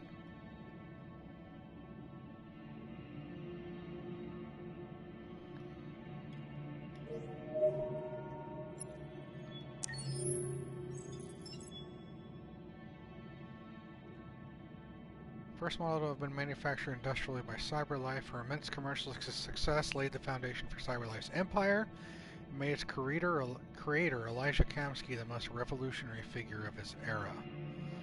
The Chloe models, though not as sophisticated as more recent designs, remain widespread. Their natural charm and excellent software, penned by Kamsky himself, make them sociable and pleasant company. 2022.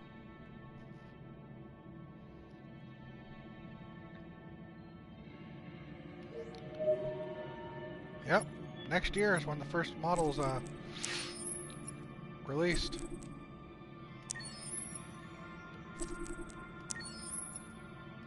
I'm a afraid because of how much... Because we know, if that was the first model released... The game talks about deviants, but let me tell you, the first purchasers of this thing, those are the real deviants. See?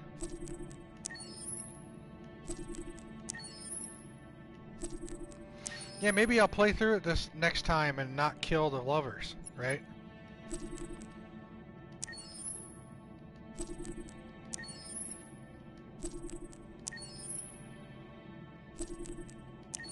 The fuck is this?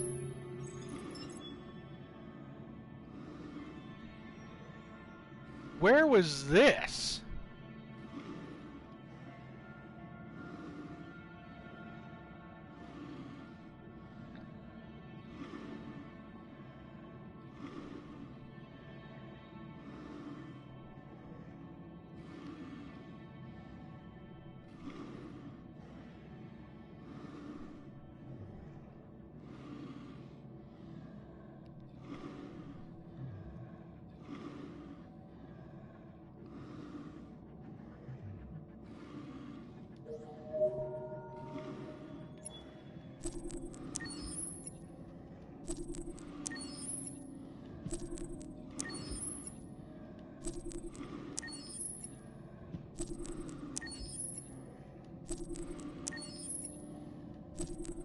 When I literally run out of money.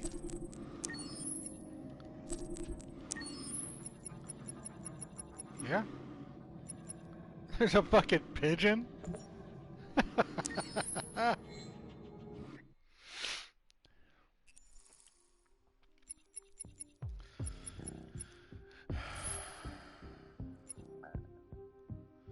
Chapters. Yeah, so this chapter right here, the opening chapter was... It was like the prologue to a fucking Bond movie. That's what it was. It was just boom, right in there. You're there. Wow. Opening, shades of color, new home. Painter, partners, stormy night, broken. Interrogations, my first Connor death.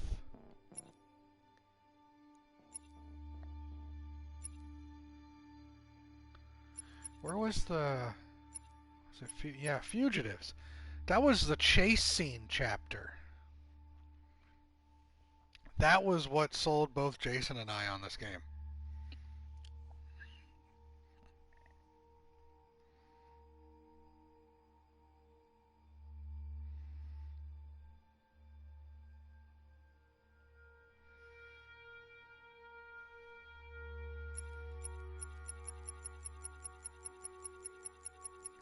All these chapters.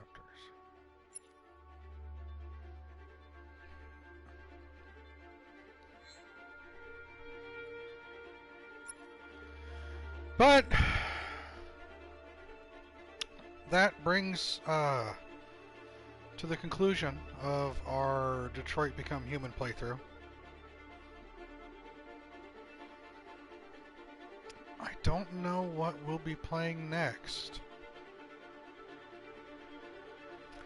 I'll have to look and see what's in my backlog.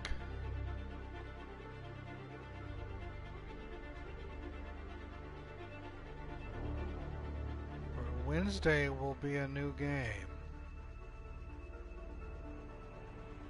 Although I'm not sure what it is.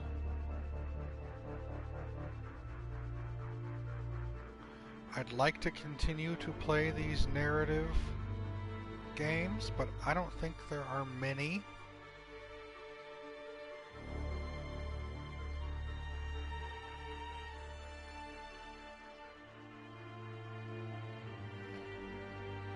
Detroit. Not doing that.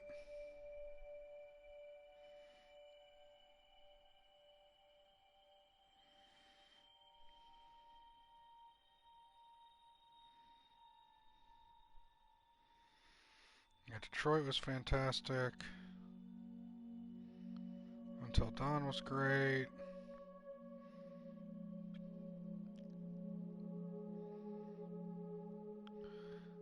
looking at this list of top PlayStation 4 narrative games. I don't believe Assassin's Creed should be on this list.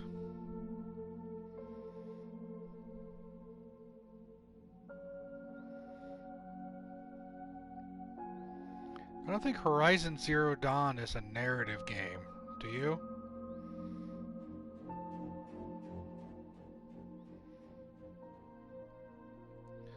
The Witcher is not a narrative game.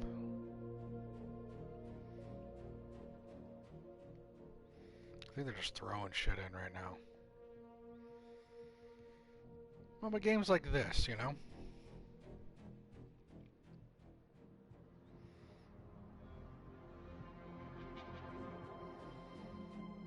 I don't think there are that many.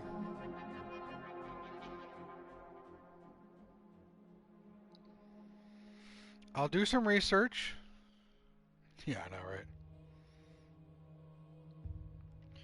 I'll do some research and I'll see what I have in my collection. And Wednesday night we'll crack something open.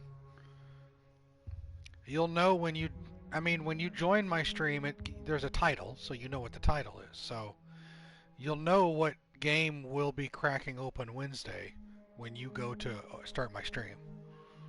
I won't tell you what it is until then. But yeah, man.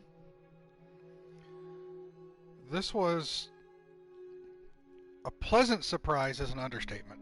So I'll just leave it at this. Was just really fun. But you guys have a good evening.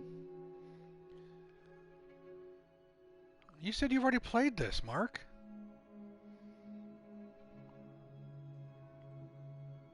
You didn't? You haven't played this? Heavy Rain. I'll give you an example of this. I'll give you an example, alright? I'm going to go into chapters. And we're going to go to one of the earlier...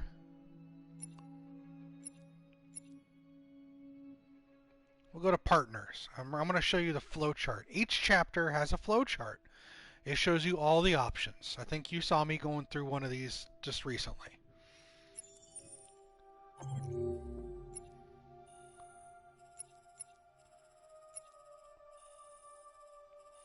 Flowchart of all the things that could go in the scene. Yeah. There is no hardcore sex scene flowchart. Here's the interrogation one. See, there's options that could occur, that didn't occur. I think, if you're saying, should I play this? Yes, you should. Because I can 100% guarantee you will not get the same story that I just got.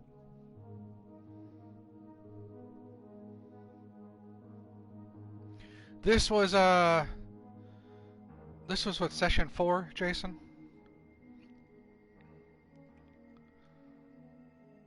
So this took me about 3 hours a session. Let's say 3.5 hours a session. Now let's go 3, conservative. So we'll say 12 hours. It took me 12 hours to play. 12 hours to play through the story, and that was one story of who knows how many. So you spend about 12 odd hours, and you will get an entirely different story than me. I couldn't say don't play this. It's just such a fun game. Play it.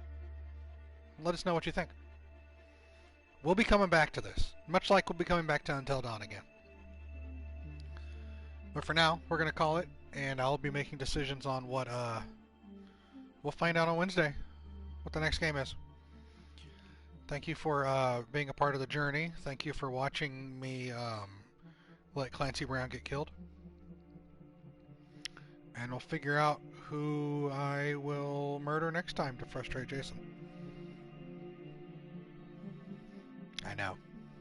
Later, guys.